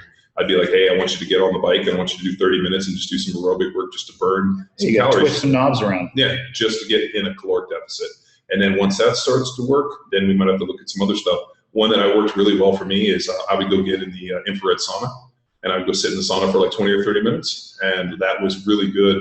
So all of a sudden I got to a point where my leaning kind of stalled. And I was like fucking with calories. I started doing stair stepping, which meant like if I was going to eat 3,000 calories a day over the course of 7 days, that'd be 21,000 calories. Yep. What I started doing is, and I don't eat 3,000 calories, I do more than that, but I would eat 4,000 on one day, 3,000, and then I'd eat 2,000. And I would start stair stepping calories. And I knew that I would overeat, which would turn on my metabolism. Yep. I would do this, and then I would be in a deficit. And then on the days I was in a deficit, I would train and I would hit some infrared sauna. I would hit some cardio. What's IR sauna? I've never heard of that. So infrared sauna is actually like a big sauna, but it's not just a hot sauna. It actually gives infrared heat and it burns calories and it helps you sweat. I have never even heard of that. That's interesting. It's pretty good. So yeah, I started going to the infrared sauna. Where'd you find that at? Is there a place that has that? Do you know actually the first person I ever heard about infrared sauna was Brad McKenzie.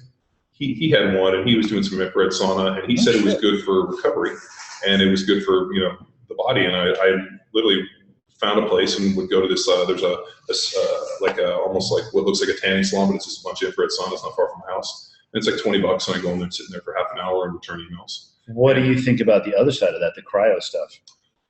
We did the cryo stuff, and I like it. The one thing I have, I like.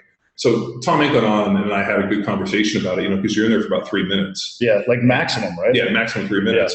Yeah. His thing is it like drinking, where it's like, do I just drink a ton for 3 minutes, or is it better to sit in a nice, at 50 degrees and do sustained? Because the theory is to like overshock the body's response, right? So I mean, Tom, really liked it and thought it was really good. I mean, he thought that if you could do a little bit of both. I mean, obviously, as my deal as an NFL player, and I'll tell you the story. I don't know if I ever told you, but I was big into contrast, which meant hot and cold.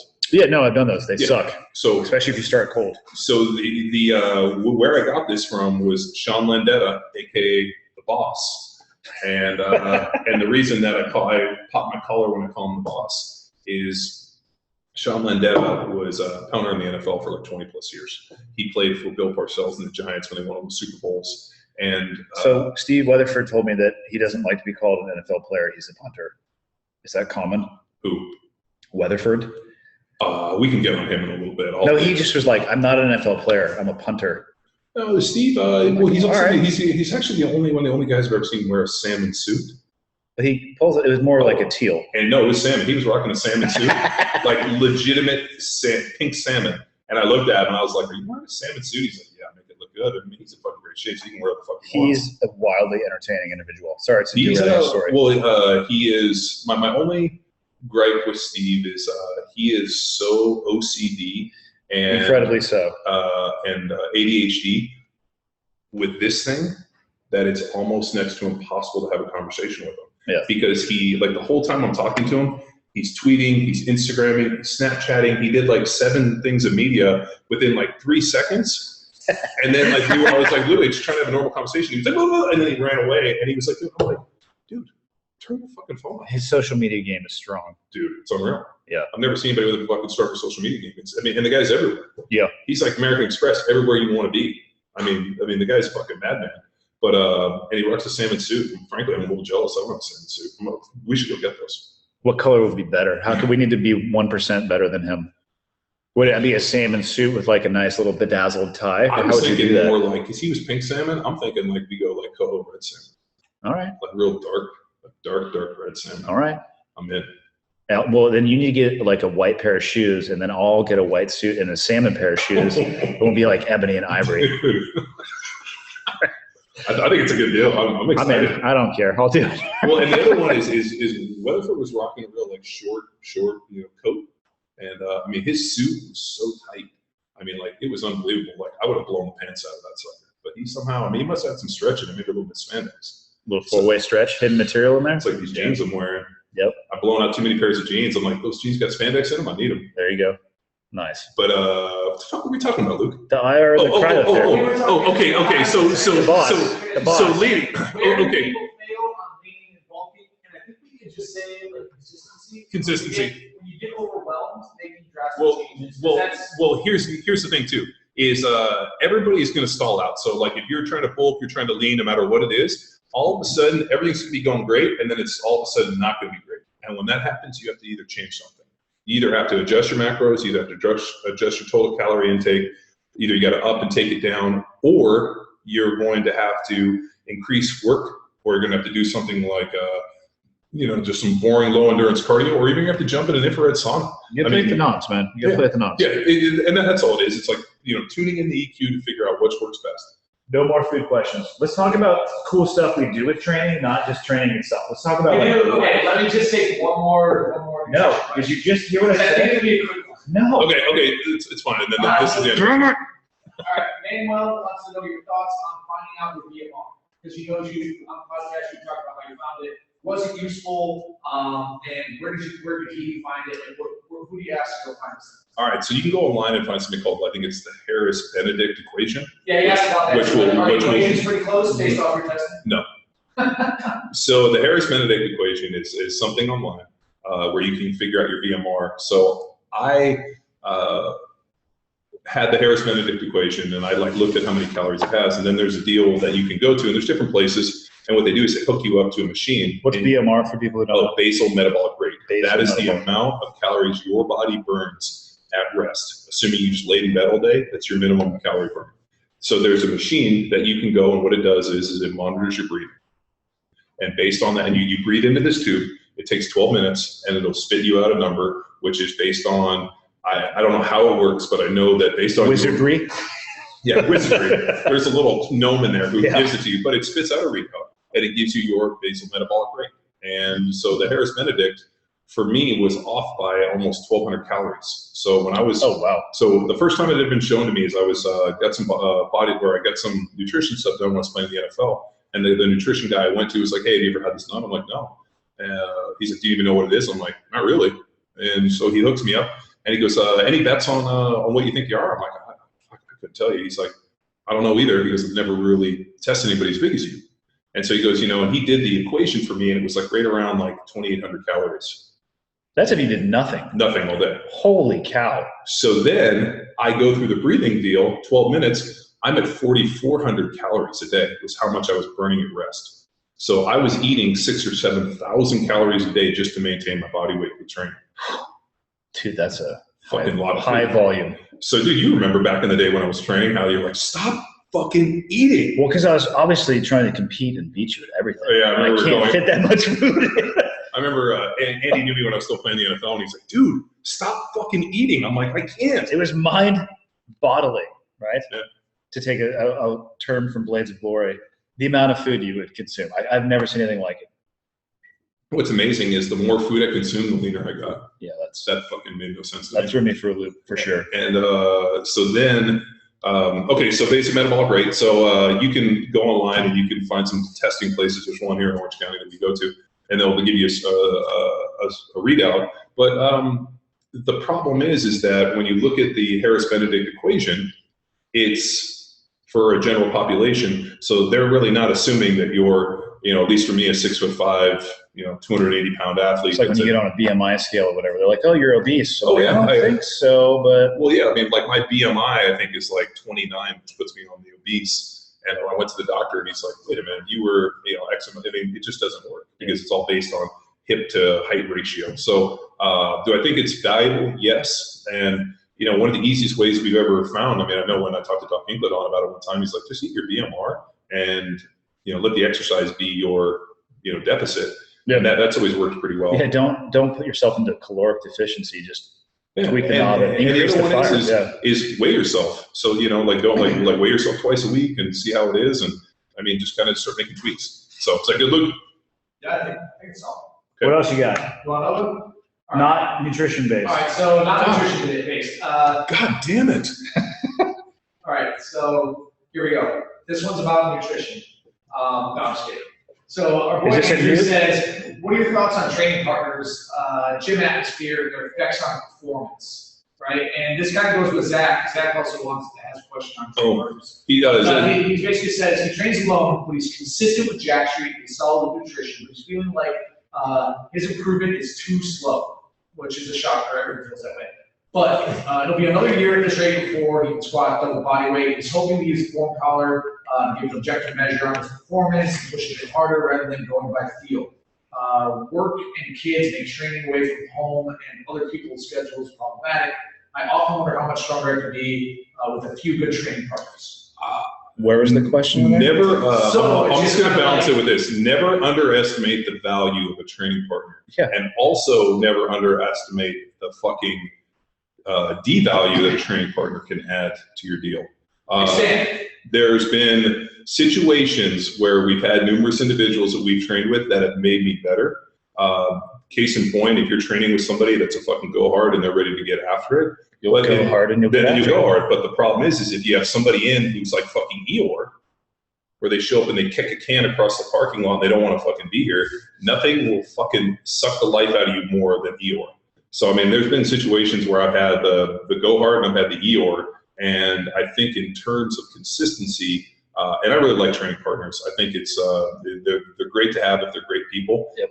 But if you have somebody that's Eeyore or doesn't really want to be there, is just going through the motions, it will fucking sap you. And then the other thing, which is hard, is if you are consistently training with people that aren't stronger than you or weaker than you, or that aren't willing to push themselves as hard, that you're like, fuck, dude, I'm always pushing you. There has to be a give and take. It's like a marriage. It needs to be a two-sided relationship. It can't, you got to pick your training partner, somebody who's close to you, so you guys can like battle and push each other. Yeah. Because otherwise, you're like, the dude doing the chasing has always got that motivation. It's the worst. The guy out in front is just like, God damn it. Yeah, fuck you. And so, Andy, with that, I mean, you talked a little bit about training on the podcast. Maybe you can talk about what you do for your training and kind of. You're traveling all over the world doing jumps and shit like that. Yep. Do you have training partners? Well, I think that. What does that look like? I think your training partners. I mean, it seems like all the jump stuff that you've been doing, like we were talking about, like the wingsuit. Mm-hmm. If you're the best dude out there, then what's your chance of getting better? Opposed from like, I'm sure you've gone out with like the best guys in the world. Oh, like Jedis, and they just put you right in your place. You're like, whoa, I thought I knew what you were doing. I thought I was jumping, but apparently I'm playing tennis. I have to play it by ear, largely. I have to, every time I have access to a training partner, absolutely. Because I think you just go harder in the company of others. But I just do the best I can when I'm by myself. I do travel a bunch. It's like a lot of it is in a hotel. But one of the biggest things I had to do in the last few years is like, I had to figure out what I'm training for. And I want to be able to hike in the backcountry for a couple hours. Reach. With my gear on my back, not wearing my wingsuit or my parachute, but just like hiking along. And I would need to be able to get all the way zipped up in my stuff with my toes over the ledge. Without having a fucking heart attack. Without being physically spent, emotionally spent, mentally spent. So all of my training is based around that. And one of the things that I did to increase my enjoyment in training, which would then increase the frequency, is I dropped the intensity a little bit. Yeah. One of the hard things for me when I was working for CrossFit headquarters was that I was always around the games athletes. Yeah. And it's like, hey, dude, it's like, I don't give a fuck if we're playing checkers. I don't want to lose. I know. And so like, and these guys are like, their physical abilities are unbelievable. And they're also like 23 and they don't have jobs. Yeah, my brain doesn't work like that. I see. Yeah, no, as my dad told me, the 70-year-old or the 18-year-old gets a 70-year-old in trouble all the time. Don't let that shit happen. So I would just like put myself in a hole. And finally I was like, oh, stop. Like I wasn't looking forward to training. So I took an objective view of like, what the hell I'm actually trying to do. I need to be able to fly my suit, which a lot of that is technique based, which you get from flying your suit. But I want to be physically strong as possible without making the training that I'm doing detrimental to my life. Because that's all I want to do is hike around with my stuff on and go find something awesome that I can potentially leap to my death off of. Well, I'll tell you some of my most memorable training experiences were, when I was competing against somebody in the weight room. One of my favorite guys is I had a defensive lineman we played with in Philly, a guy named Darwin Walker, who was a strong motherfucker. And whenever he would come in the weight room and we would bang weights, it always pushed me. And some of my most fun training idea or memories is actually training with you. I'd go down to Coronado to Andy's gym, and he would come up with these fucking dastardly things. I'd always had to do an 800-meter run because that's how I would catch him. I knew he would destroy me on anything barbell, and I would just run like a bat out of hell to try to get ahead. And no, we had some really epic things. I mean, but that was the thing that you remember, though. It was fun.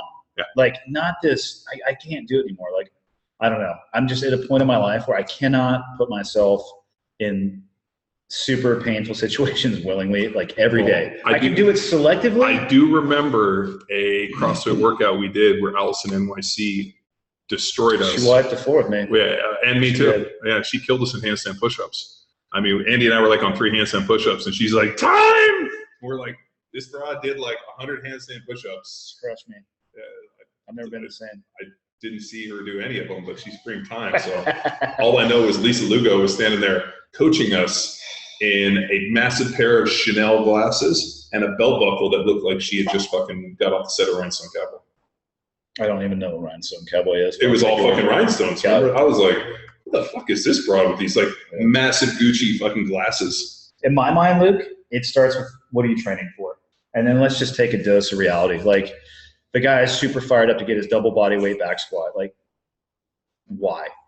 I think that's a great goal. It's a performance matrix. No, it is. And I totally get that. But please don't tell me you're sacrificing enjoyment elsewhere in your life to go for a performance metric that's not actually improving your life, if that makes any sense. Well, I mean, maybe he, Well, I think it's also maybe he enjoys the training. It's an outlet for him. Well, and in that case, it's positive. So that's a positive output. That's a positive impact. So, I mean, judging yourself negatively and saying I'm not good enough because I don't have that, just because you want to have that and not apply it anywhere else in your life, to me, is like a long-term loss in the making. I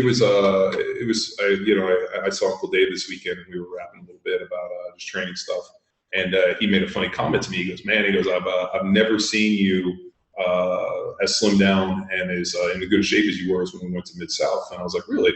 He goes, "Yeah, man, when I went to go pick you up, I thought it was your little brother when I first picked up at the airport." And I was like, "Well, yeah, I had to go fucking run and gun. Like, I dieted like a motherfucker. I was out there like hitting all this endurance stuff." Daddy's bringing his A game. I was like, "Dude, what do you think? I want to be fucking," I knew we were going to have to be mobile and jumping over things, shooting, running out of cars. And I was like, "Dude, I'm going to train for the task at hand. And if that's what the task at hand calls for, then that's what it demands." And I think like, periodically you have to set some form of training goal, like something that Luke and I have been talking about is this fall is actually going on like a bow hunt, like elk hunt, like, and actually being able to. I just got my bow about 3 weeks ago. I saw you want to avoid that. On vacation for that, John?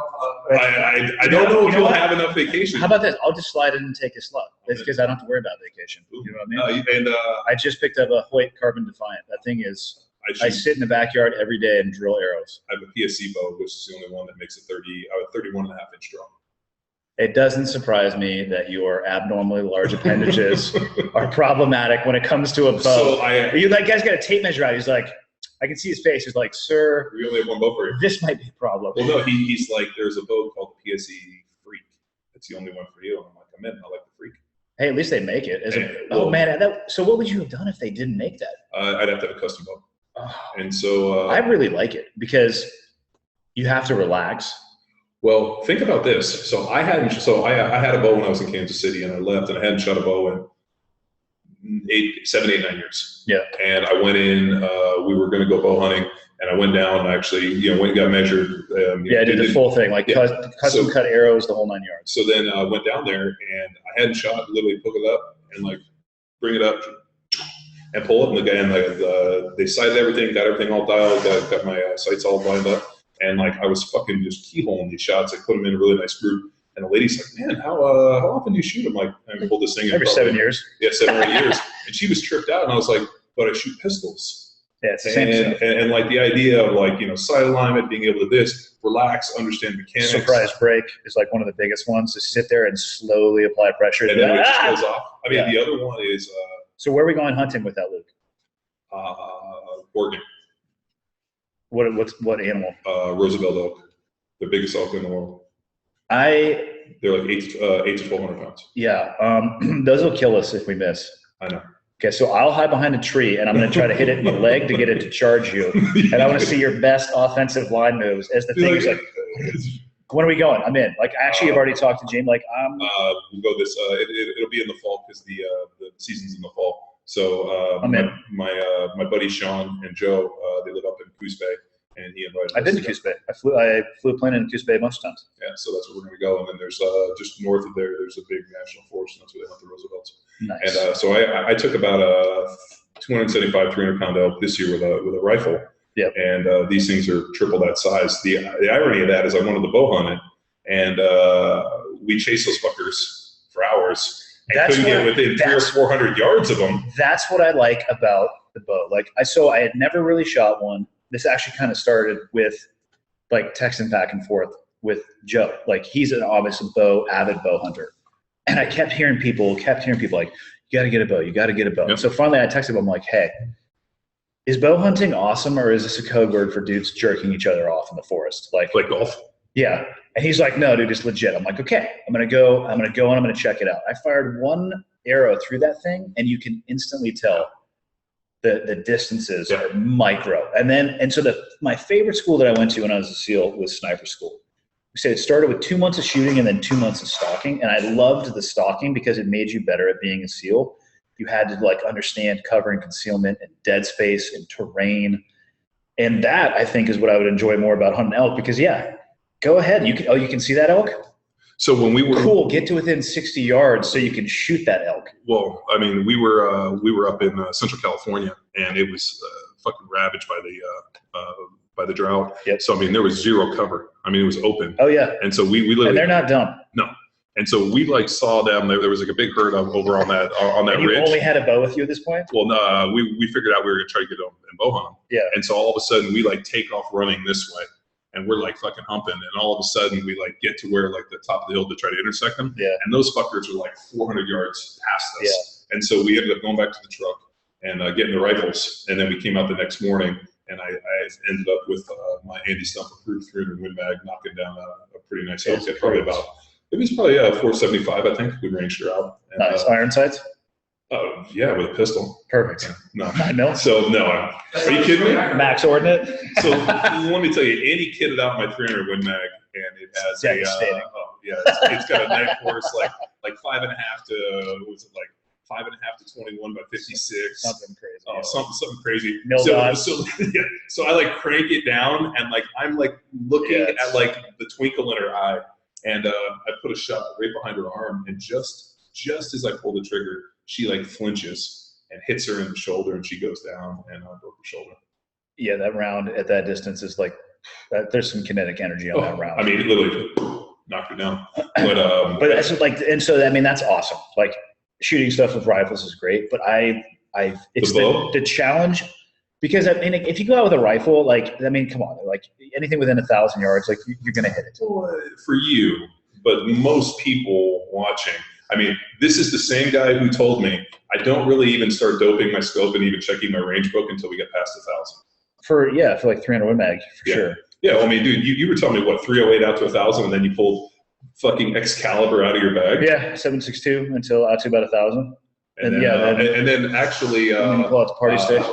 What is your longest shot with a 300 Win Mag? 1,821 yards. So 1,821 yards with a 300 Win Mag. What was the elevation? We were about 10,000 feet, and there was about a 15-degree down angle. So I had reduced effective gravity plus thin atmospherics. I mean, I think at sea level, the round would have been subsonic by the time it hit. So, I mean, there was a lot of, and again, it was luck. Yeah. For one, let's start with the facts. It was lucky. 2, I shot multiple rounds at the same group of people to achieve that hit. Yeah. 3, the guy that I hit wasn't the one I was aiming at. So his buddy that was 20 feet away just not fell down. I mean, I got to be honest. You're like, mark it.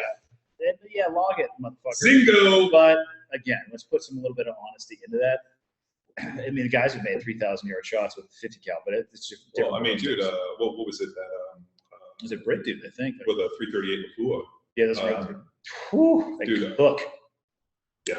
But again, so I don't want to do that. I sit in my backyard with the bow every day, and I'm shooting. And I just love the fact that like you want to be tense, but you can't be tense. You got to relax your shoulders, and it's all the same marksmanship principles. Like find the cheek wall, like put in the knuckle right at the base of the base of the ear, like all of that stuff. And then it's like you squeeze it off, and the arrow didn't go where you wanted it to. Like just go look in the mirror. That's the only reason why it didn't. The other one I love too is you can actually see the arrows, when it leaves, like the bullet. For sure. I mean, unless you're going to bend the bullet, like in the duck room. It's tough to whip the bow. Yeah. I'm working on that shot. My neighbors don't like it. You're like fucking crack it. But we should go. I mean, you want to talk about an exercise in patience and like concealment. I don't know if Luke will have enough vacation days. We're only mid 5 month, and Luke is effectively taken about 7 weeks of vacation. Let's just call it. Are you at 7 weeks? All right, let me go Let's ahead. Just call it the Andy and John hunting trip without Luke. That's what we'll put it on our calendar. I don't think that it should be called that. The Andy and John hunting trip, Luke goes too. Because the travel I'm doing is I go to CrossFit football, and I have a blasted double fast for text. It happens to be St. Patrick's Day. I'm going spreading the words of the John Welbourn. Well, so I go out there, gallivanting around. Luke what does that have to do with our hunting trip? Luke is at a very curious time in his life in that all of his friends are getting married. And unfortunately, Luke is a true bro. Like, he's everybody's best man. And so Luke has got like this huge group of friends that are all mostly like the best usher. Yeah. So Luke How gets, old are you, Luke? 33. so Luke's at that point where everybody's getting married, and so he has to go to all these weddings. And so all of a sudden he hit me up. He's like, "Hey, I got to go to Punta Cana this week." I'm like, "We have a seminar there?" He's like, "No, it's another wedding." And I'm like, "Did you just?" said yes. Yeah, you should just be like, "Yeah, we totally got a seminar in Punta Cana this week." And I'll be like, "Oh, great. Let me know how it goes. Send me a cert picture." I wouldn't fucking know. But yeah, Luke is, he's pretty liberal with his vacation days. Do you have a bow, Luke? Yeah. Yes, I have a bow, and I've also, as human resources, I've also instantiated a vacation policy where you let the manager know after your vacation that you went on vacation. Do you own camouflage clothing to wear on the Oh, Yeah. sure. So I bought a bow, and I was so excited to go shoot it, and I didn't have anybody to go. So the company bought Luke a bow. It's a write-off. Yeah. So we got. And I traded in 2 vacation days, I believe, for that. Yeah. As well. Yeah. So we'll go hunting, and if we can't find any animals, I'll just go out 30 minutes before it. I'll hunt you guys. We'll play man on man. They're like in That's the, what we'll like, what was it, like the sniper movie or whatever it is? Oh or, God! Don't even start it with the movie crap. Well, Yeah, they're all bad. They're all So how bad. about this? I'm gonna shift it real quick. There's a question here regarding the hunt. Yeah. Are we planning on incorporating the training template that we're planning, like for the rock, for the hike? Here's that Andy and Luke and John hunt. Are we planning on incorporating that into a training cycle for Field Strong? No. or anywhere else? No, because The training I do every day makes me ready for exactly. Like Yeah. like Luke and I had this conversation. Would you specifically have to train for this? No, Absolutely not. You know what you do? You should be able to do your normal training and then be able to go out and just fucking make it happen. The only thing I would add a little bit of weighted backpack stuff over uneven terrain. well, you should be able to go out and put on your gear and go walk for a couple hours. Either in Standing Street or around your town. But even from a perspective of breaking in your shoes, that's a good idea. Like, there's more than just training involved. Yeah, in just making sure you don't fuck yourself Yeah, up, like, totally. like ferreting out your gear. But Because Luke, I'll kill you out there and leave you if you hold us behind. I don't doubt it. I will. You'll get left. Luke, If I'm going getting killed by anybody. I will spray you with honey Well, and leave you in a bear-infested area if you're slowing us down. we had a guy hit me up for some training, and I helped him develop a template. His goal was he was going to backpack in 3 days, and he was going to take like something big. Like, I forgot what it was. It was like an elk or a caribou or something good size. And then what he wanted to do is he wanted to quarter it and drag it out in pieces. It was going to be cold, so he was going to bear. I was going to say, how would it stay good that long? Well, it was cold, Okay. so it was like below 32. So he was just going to bear bag it, and then he was going to drag it out. And he's like, this thing might be, and it might have been something like a Roosevelt. He's like, it's going to be 1,000 pounds. What do you think? And I was like, well, what I would do is they sell these sleds. Yeah. Right. So I would quarter up as much as you could feel comfortable, strap it in, and I think you drag it out power walk style with a sled. And so the guy, How would you protect what you left behind? you bear bag it. So you put it in a bag, Throw it up throw in it a up there, tree. and you put it in Okay. a tree. And so he, I've never hunted animals, so well, I guess it depends on your definition of animals, but I've never hunted anything with horns. with hooves. Correct. Yeah. So that's what he did, and the guy ended up dragging it out, and then literally went back and got the rest of it, dragged it out. And I think it took him a bunch of days, and he was like, "Oh, it was fucking great." But dude, that's good training. That's awesome. Like that to me, the sled out, like there's my training day. Yeah. Like get after it. So what we did is I had him get a Rogue, sled drag, and he put a plate on there, and literally just dragged that shit for miles. And then he just slowly added weight to it, and was like, and I'm like, here's the deal, dude. You're probably gonna drag this shit probably about 400 yards. You're gonna have to sit down and rest. And I'm like, it's not like you're gonna power walk that bitch out for 3 days. It's a marathon, not a sprint. Yeah. And it's not rocket surgery. Yeah. And you know what? As long as you can just fucking be tougher than everybody. But I think where people just fail is the idea that, you know what?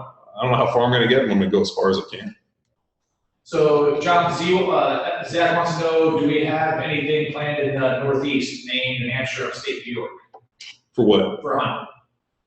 I don't know, in Texas. Oh yeah, I don't know. Is this Zach Evanesh? Yeah. Oh, so Zach also, dude, you're gonna laugh at this. Zach shot me a question about he has a forerunner, and so he wanted to know if he should spend money to lift his forerunner. He didn't actually I send it. swear to God, he did.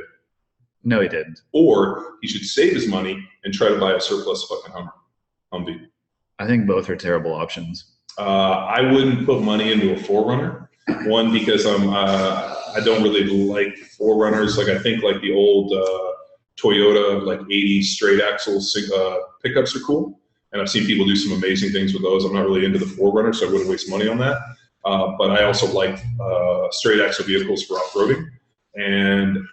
But the problem, and I've been fortunate to have been around some Humvees, is they are fucking abused. Oh, for sure. So, and I mean, it's an expensive vehicle from soup to nuts. Well, I mean, you know what, and I'm pretty familiar with like the old Detroit diesels, like the 6.2s and the 6.5s. I just don't really like, I mean, my Blazers are surplus. You know, my Chuck beat my M 1009. And since I got it, I have put 1-ton axles in it. I put a new motor, put a new transmission, new transfer case, new wheels. I've completely rebuilt everything. I mean, there's really nothing left other than the original shell and the car paint. So, you know, if it was me and I could start over, I would look for something that came stock ready to fight. That's why I like a Chevy K30 1-ton pickup, because dude, those came with 1-ton axles. They're all pretty stout. Also, I'm just really not into independent front suspension and those type of trucks. So if I was Zach, I would tell you to go look for like an 80 straight axle Toyota truck. To answer his hunting question, though, yes, John and I will come up there at any time that he arranges a hunt. Luke, you can hold down the fort here. All right, sounds cool. So we're in. We'll send pictures. All right, do you guys want like a training question, or do you want to get into the psychology of some buds type stuff? Oh yeah, let's do that. All right, so this is from our boy Tex. He said, all these questions are weak. Let's get into some psychology. You're weak. Text line. Buds and the psychology buds and the pussification of America. Oh God. Is this a question or a statement? What's more beneficial for getting the most out of people? Positive or negative reinforcement. I imagine the purpose of buds is to weed out the weak versus developmental toughness. What are some characteristics of people that made it through? Were you able to sense this on day one? What are some strategies you use for developing mental toughness in individuals? Andy Stumpf, and I know this from actually knowing Andy for a number of years and seeing him in his element, is not a fan of positive reinforcement. And I'll give you a little story. I was fortunate enough to be invited down to That's right, I forgot you. For the pool comp. Yeah, for the pool test. And what it is there's I guess you could say there's a Grand Canyon of tests where if you don't get through this pool test, you are no longer a fucking SEAL. And if you it's the last, so it's after Hell Week. It's in second phase. It's in the diving. Second phase is where we teach open circuit, which means bubbles, closed circuit, no bubbles, diving. And I think it was the fourth week or the third week, we administer a week-long series of tests. If you make it through these tests, you're pretty much high 90th percentile chance you'll eventually one day earn your trident. So it's like one of the last main wickets or hurdles that they have to get over. So Andy hits me up and says, hey, I want you to come on down. You got to fucking see this. And I'm like, awesome. If you're calling me, I'm driving down. So we go down and it's a pool test. And mind you, it's a big, massive fucking Olympic pool. There's like an underground deal with glass so that the instructors can watch. And what they're doing is they're dropping these young recruits or potential buds victims down into the pool. And what they do, students. Students.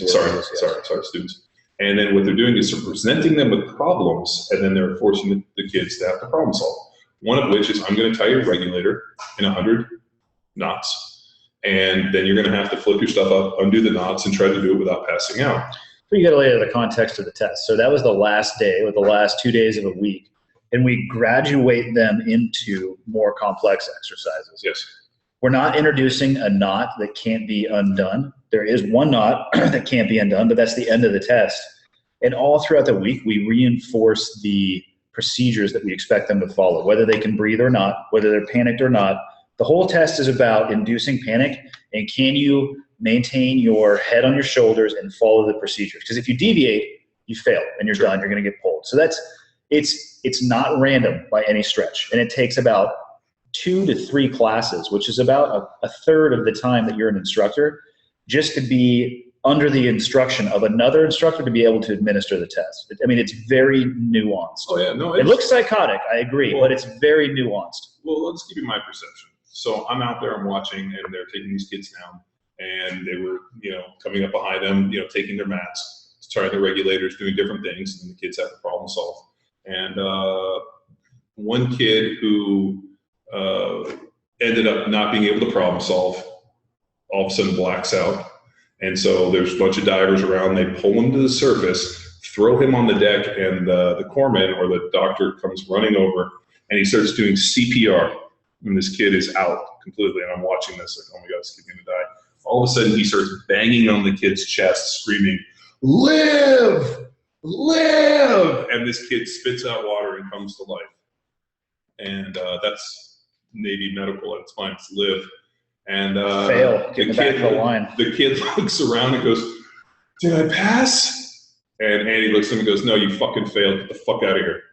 And the kid literally was almost dead, lived, comes back to life, and the first thing he hears is he failed. And that was a heavy dose of reality. And I asked Andy about it. He's like, we are not in the business of trying to coddle anybody or help them along. What we're trying to do is weed people out so that we can find the people that truly belong here, because we have a responsibility to protect not only this brotherhood that we're in, but also this young kid might go to a team that one of my best friends is at, and he might be in a platoon with them. Or that I might go to. Or that he might be at it, yeah. And so we have a responsibility to almost safeguard what we're doing here. And if they don't fucking live up to it, then we don't want them here. And it was definitely one of the more intense things. I'm actually pretty sure Mackenzie teared up and then left. He was pretty upset about it. He didn't want to be around it. For me, I was like, you know what? I come from not a very kind and gentle place. And, nobody was going to offer you a hand or help you from where I came from. And, seeing it in this environment, but you know what? I mean, these guys are gatekeepers asking people to do one of the most difficult jobs on the planet. It's not for everybody, and it shouldn't be for everybody. There should be a high fucking barrier to entrance. And so, just a case in point, and I'm sure Andy will jump in on this, but I don't strike you as the kind and gentle, or look at the coddling or the positive reinforcement type. I actually wrote a few of these things down to make sure that I cover them in the question, but there is a role for positive reinforcement and there is a role for negative reinforcement. And I think it depends on who you're teaching and when and why. For my kids, I try not to use negative reinforcement because they're at a malleable age and I'm trying to raise them into productive members of society. And I think you have to temper the positive versus the negative. When I was a BUD/S instructor, I don't know if I would say I defaulted to the negative motivation or the negative reinforcement. I was just very clear. Yeah. This is the standard. And if you don't meet the standard, I'm going to tell you you don't. And if you do, I'm going to tell you that you do.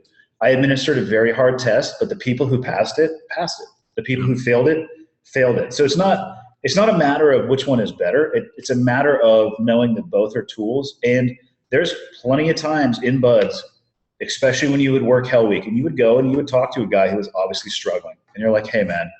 You can do this. I'm not going to tell them that you can do it. Just like, hey, man, just take a breath. All right? Think about what's going on right now and how long you've wanted to be here and what the consequences are going to be if you make a bad decision right now. In my mind, that's positive reinforcement. I'm not going to sit there and say you're special and you're a unique snowflake, because that's not what these people are training to do. Like you said, you laid it out pretty well. It's a high consequence, very serious job. But there is a role for positively motivating people. But I'm not going to stand up in front of a class of 60 dudes and be like, you guys are so awesome. Thanks for volunteering. Like, isn't that, so this is what we kind of run into today, where this idea of like, everybody deserves to succeed. Everybody, gets participation medals. Yeah, the participation medals. It's terrible. I mean, we see it all the time, especially in our own stuff, where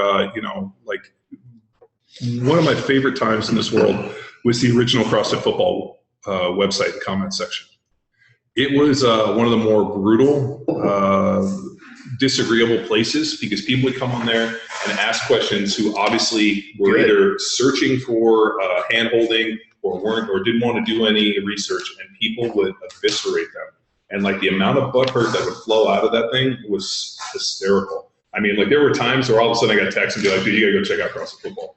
And like, dude, we would jump in there and dude, people were vicious in those days. And now we've kind of evolved into this kind and gentle society. And, I don't know if it's good or bad. I mean, I don't think you have to kick everybody in the teeth, but I just don't think you can't. That's what I'm saying. There's a place and time for both. Yeah. You have to take a look at what you're trying to accomplish. So mental toughness, and can you tell just by looking at somebody? No. And I based that off what I was talking about, the first evolution of every Buds class. These dudes who look like they're chiseled out of marble raise their hands, say they're going to be there. But the point of Buds is to push you to your lowest point and beyond it and see what you do. That's what the instructors do. We push them, we push them, we push them, we push them. We get them to a place that sucks. And then we ask them to do hard things, and we sit back and we watch the decisions that they make. So, and people ask me all the time, do you think my son could be a SEAL? I have no idea. It's the answer I give them every time. I have no idea. So when I owned Balboa, we had a young kid who came to us when he was about 16 years old and told me he wanted to be a SEAL. And I remember he, Newport Beach, normal kid, said he wanted to be a SEAL. And at that time, Bo Bergner was working for me. Yep. And so part of his deal was I told Bo, I'm like, he wants to be a SEAL. And Bo was like, fucking, let's go. And Bo had been a SEAL and gone through a lot of trials and tribulations and ended up working his way out of the teams. And so I put Bo in charge of working with this kid, and he would fuck with him every day. I want you to run down to the beach. I want you to fucking jump in the water, roll back sandy, and come back. And he just worked with him. And then sure enough, the kid goes to college, comes out, enlists in the Navy, and, gets into the SEAL teams. He comes back and he's like, oh yeah, I'm going to SEAL teams. I'm like, good luck. Ironically, I get a phone call from Uncle Dave, and what do we know? The kid was going to Uncle Dave's platoon. And so Brewer, unfortunate. So Brewer, hysterical. Brewer looks at him for the fact that dude's going to get just demolished on a daily basis. So the best is he looks and he's like, "Where are you from?" Newport Beach. And John? He's like, and he goes, "Yeah, I train at John's gym." Yeah. And the hilarious part is Uncle Dave was his chief, and I asked Dave about him, and he goes, "You know what? The kid is hard." He goes, "The kid was literally no questions, no asked. I mean, if you can march up that mountain, I want you to march up that mountain." And he goes, I wouldn't say he is the brightest dude in the world. He's not dumb, but you know what? He keeps his mouth shut, and he just fucking is hard. And you know what? He's a great SEAL, and he works his ass off. Now, if you had told me how many 16-year-old kids that I have met, that you've met, I mean, people like want to be a SEAL that never get there. And I remember when we were at that same pool test, there was guys in uniform just standing around the pool, and they were just like sentries almost, just like guarding it. And I asked Andy, I was like, what's up with these guys just standing there? And Andy's like, I don't fucking know. Let's go ask him. Remember, you walked up to that kid and you were like, what's your deal? That's right. He had just quit.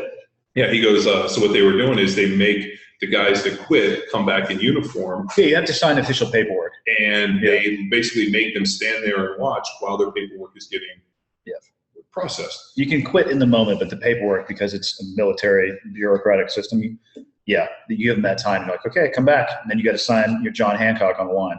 And so we went up and talked to this kid, and it was pretty interesting. Andy's like, what's your deal? And he goes, well, I quit. And he goes, why did you quit? Couldn't take it. And Andy was like, why did you want it? We actually got to talk to this kid about, it wasn't what he wanted and this kid gave every excuse. And I cannot imagine the amount of shame that he had, and I could see it in his face. For the rest of his life. And as he said, for the rest of your life, you quit. And one of the best lines I ever said is like, you know what? I want you to turn around and face the wall. I want to look at you. And the kid turned around. And it's like, dude, it's a serious situation. I mean, you're putting yourself out there, and I can't imagine being in that situation and kind of having to live on that. I mean, I've met guys all the time that, were good football players, didn't get a chance, and the fact that they didn't get to go on and play in the NFL, or even if they did get to go play, just never got to get on the field. I always think, fuck, that's a shame to miss that opportunity to come that far and not be able to make it happen. Yeah, or to quit because or to not have it happen because of a decision you made at your lowest point in a moment that affects the trajectory of the rest of your life. Yeah. And that's, mental toughness, the aspect of that. It's like mental toughness. What is mental toughness? Because, you hear people. It's just, I don't, if you were to ask me, it's the ability to endure. But to me, a lot of that has to do with how you approach problems, how you look at achieving goals. And how you process those goals. If you how do you eat a whale, right? You ever heard the term? One bite at a time. How is that any less mentally tough than making it through buds? If you literally tried to eat a whale and had to do it a bite at a time, or make it through buds a day at a time, it's the same goddamn thing. Well, the other one is I was fortunate. I don't know if I was fortunate or not, but I played in the hottest game in NFL history. We played September 1, noon, Dallas, open air stadium. And the turf was 163 degrees. You guys can go look this up.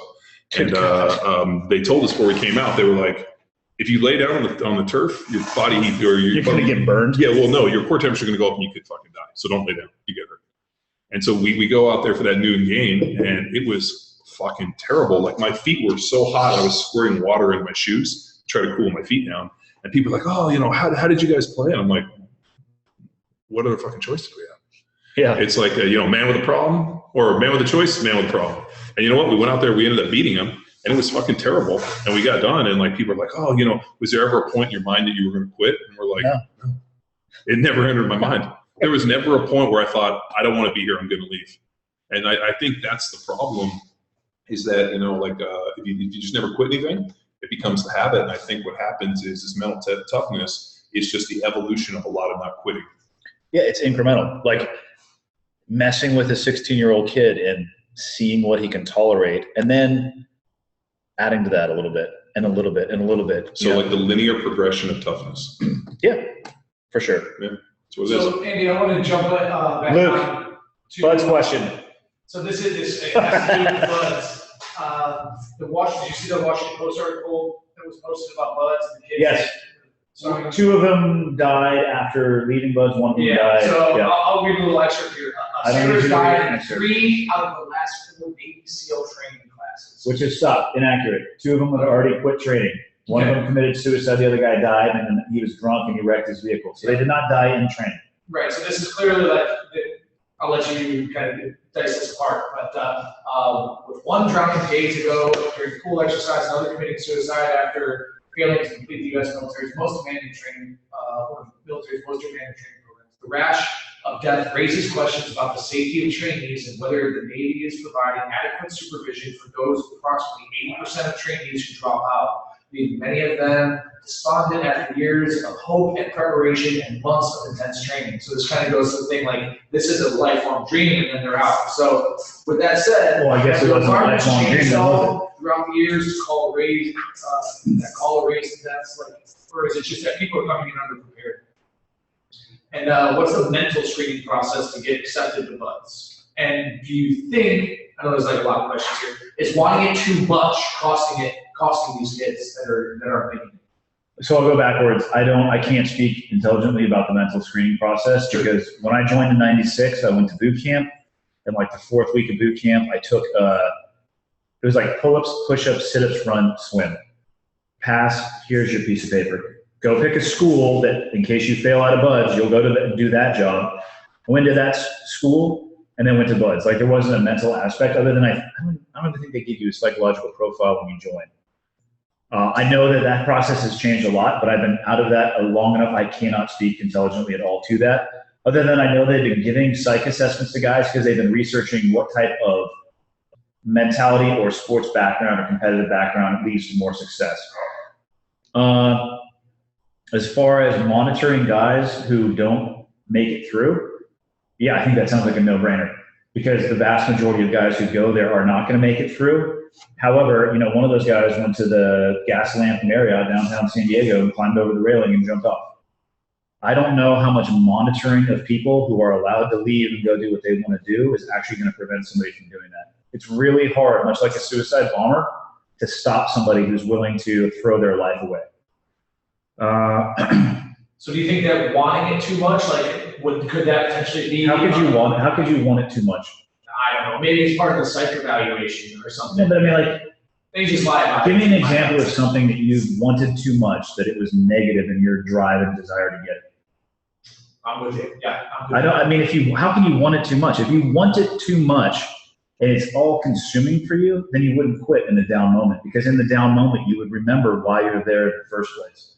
So I don't know how wanting it too much could be negatively impacting. I don't know. Maybe I'm an asshole though. The jury's out on that one.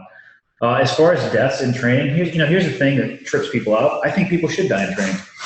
Not because the death is important, but because it shows that your training is serious enough and that the consequences are high enough that sometimes accidents occur, because we're not training for the Philharmonic Orchestra.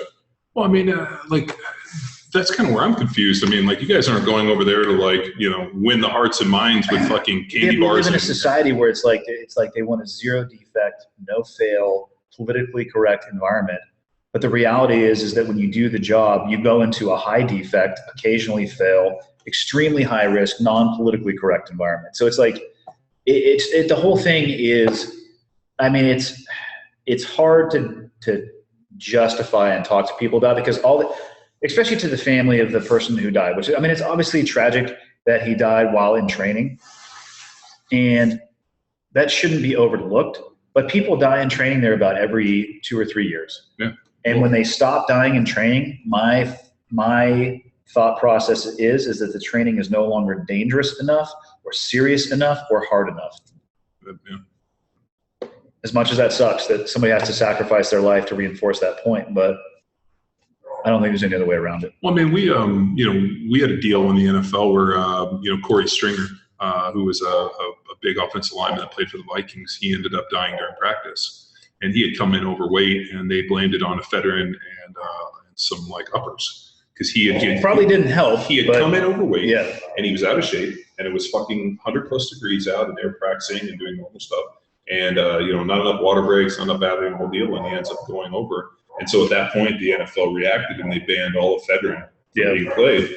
And like I remember thinking, like, okay, part of your responsibility as an NFL player is to come in shape, and to, be able to, understand the demands of what's presented in front of you. And like, yeah, it's sad. And be responsible and take responsibility for the condition that you show up in.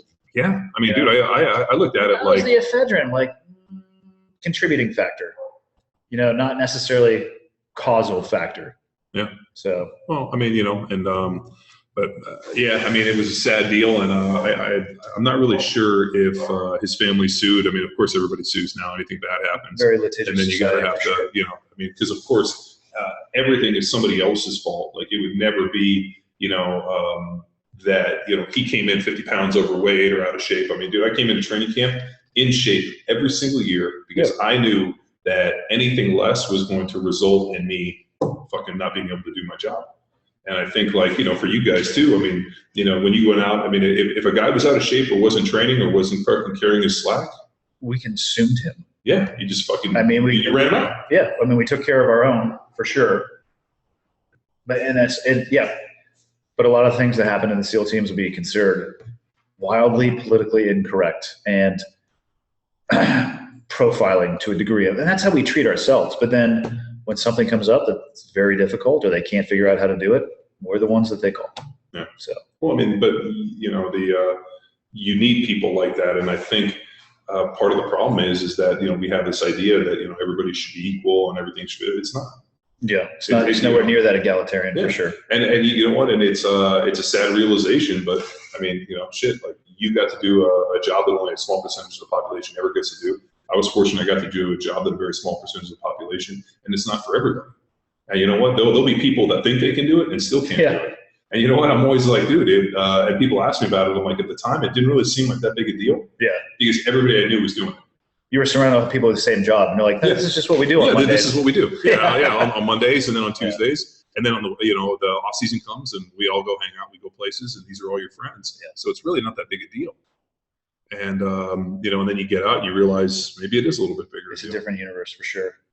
Luke, last question. All right, so this is kind of just off the top. Tex and I are going back and forth. How's the audio? How's the audio and everything going? Like, the audio is good, the cameras are good. People are saying, I mean, a couple guys are having audio, video issues. I got an email from a guy that said he had to jump off because the audio was so bad. Yeah, I heard that, but I sent one out. People are seeing say it's okay. Okay. So maybe it's his computer. We're gonna find out. Okay. But well, this is really our our dry rub, our first time out. No, I mean, we have this whole thing planned. This is nothing has gone wrong so far. So, but going back to the demands of the jobs of military elite, what are the thoughts on like PEDs, performance enhancing drugs? I mean, being that in our culture and just normal society, it's frowned upon. But I would think that if I were a soldier whose physical preparedness and abilities, my life and my family's life and my country depended on it, I would be more than willing to do anything that would enhance. You mean like Captain America? Yeah, basically any sort of Captain America. Well, my favorite was Captain America was 100% an advertisement for performance enhancing.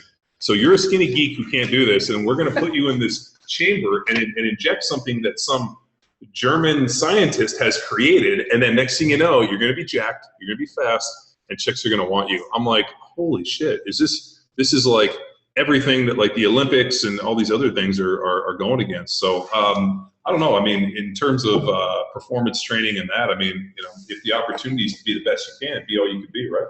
I got no problem with it. I just think you have to be careful. And I think the reason the military is hesitant to actually put guys on specific protocols is not because what would happen when they're on the protocol, but because I think the guys would have a really hard time getting off the protocol when they were told to stop. Because guess what? You have type A personalities. Performance enhancing drugs work. So when you see an improvement in your performance and then the doctor's like, hey, cool, no more for you. Well, I think the worry is that it's more of a psychological attachment, and then they would go unsupervised and do that stuff, which is, from my understanding, wildly more dangerous if you're relying on Google to get your information, at least. Or some weird website or some forums. Yeah, whereas in the military, I mean, they could easily do it. They could control they could do testing every day if they wanted to, blood or urine or whatever it is. They could. Well, tax sellers. Yeah, and they could dial you in completely. And again, I think the concern is, I have no problem with it. I agree. Like, get as strong as you can, be as hard to kill as you can. The military worries about, well, what about when the days of you doing that are gone? Or more importantly, I think what everybody and even the NFL is so worried about is public's perception. That, you know, like the NFL is an entertainment company, they're a media company, and they spend billions of dollars convincing you that this is weaved into the fabric of American society. And like the last thing they want is a negative image. I mean, roid rage? Dude, let me tell you, I watch guys get cut and basically get burned out of the NFL for having a DUI. You know, I mean, it's like you can pretty much anything can go down as long as it doesn't make us and give us a black eye. I mean, you give us a black eye and they're going to fucking burn you out. And that's the nature of the job, because at the end of the day, like, fuck, I mean, you know, public perception and what people want to do, and, you know, the tax dollars and this, and, you know, you got a bunch of fucking chicken shit people in Congress and in the Senate who, you know, have never served a day or never done anything in their lives, but yet they want to fucking have a Senate Oversight Committee because they don't really want to talk about the important shit like a budget or, you know, fixing all the other social problems we have going on in this country. So what do they want to do? Then they want to vilify and say, hey, you know, it's performance enhancing in sports is what's wrong with America. I mean, it's fucked up, dude. Concur. All right, so we'll go a little training question here. Shoot, I lost it. Okay, so Andy, you mentioned earlier that your physical training pre-GSW at the command was drastically different than your training afterwards and today. Knowing what you know now, who you know now, what you've learned, how would your training look to prepare you for the type of work you were doing? Would it look any different? It would look exactly like it did after I got shot. It would, because before that it was, when I got in the SEAL teams in '96, like nobody would talk to you because you're the new guy. And you'd see a jack dude going into the gym. So like, oh, okay, cool. I guess we go to the gym. And you would watch him do his chest and tries. You're like, all right, Monday, chest and tries. I'm in. Tuesdays, back and buys. And then after a while, you'd see a dude running on the beach. You're like, oh, let's go run on the beach. So it was. So there was no direction and no nothing. We used to do it on Fridays. But this is pre-war, right? Yeah. Okay. This is when we just sat around and talked about how badass we were going to be and how much we were just going to stomp everybody. And then the favorite is the only guys that had any legitimate steel were like Vietnam guys. Yeah, they were like 68 years old and completely senile. You know, with just massive amounts of tattoos all over their body. It's awesome. And generally handlebar mustaches that needed their own zip code. But like it was one of two things. It was the bodybuilder or the triathlete. Like that was kind of the options when I first got into. So you're either wearing a Speedo or spandex. Yeah, and so I lifted and then I would run. Like the classic SEAL PT is a run, swim, run. Run for a mile, swim for a half mile, run for a mile. And on Fridays we would do grinder PTs. We would all get around and do flutter kicks and push-ups and like it was so ridiculous. But again, when we went out into the desert in my first two platoons, I just had a vest on. I didn't have plates. They weren't wearing plates in NOM, which is where all of our tactics came from. I would wear plates when we did CQB, like the clearance stuff. And other than that, you're just out there with like your nice Blackhawk, zip up vest. it was a different world. And if I knew then what I knew now, I would, my entire program that I follow would be based off of functional movements. I mean, it would just be off of complex. Well, you remember the program we wrote for you? Yeah. Was like, hey, I want to fucking play like an outside linebacker, fucking and try to crush people, which looked like lift heavy weights and sprint your fucking ass off. Remember, we do all those like Tabata uphill shit on the treadmill. And all that sprint stuff. And but I mean, you remember the late 90s? It was like, get in the gym and jack steel for 3 hours on your triceps. Yeah. You know, or go for a beach run. Like, there was not a lot of. Well, we had, you know, I was pretty lucky. I mean, I had a strength coach named Kyle Rice, who, you know, we know as the Rice Patty, because he was like, I mean, I'm not going to tell you why I call him the Rice Patty. He'd probably deemed as Episode 2, perhaps? probably be non-PC, but we, you know, he was going to sneak attack us. That's what we call him, the Rice Patty. And he was probably one of the best strength conditioning coaches I've ever had. But also one of the more difficult people I've ever had to deal with in my life, for the mere fact that he was pretty highly emotional and extremely fucking bitter. But see, you had strength and conditioning coaches. Oh, yeah. We did not. Dude, so 1996, 97, we are doing metabolic conditioning. Yeah, and but honestly, you guys were way ahead of us at that point. Dude, we Olympic lifted, we sprinted, we ran, we did plyos, we did metabolic conditioning. That's because you guys knew what was coming. Yeah. Like, you knew, like, okay, this is what we need to do to get good at our game. We didn't have strength and conditioning coaches at SEALs, like where Josh Everett works at Group 1. Didn't exist. I don't think that existed until like 2000 and I don't think that building was commissioned until 2008. Yeah.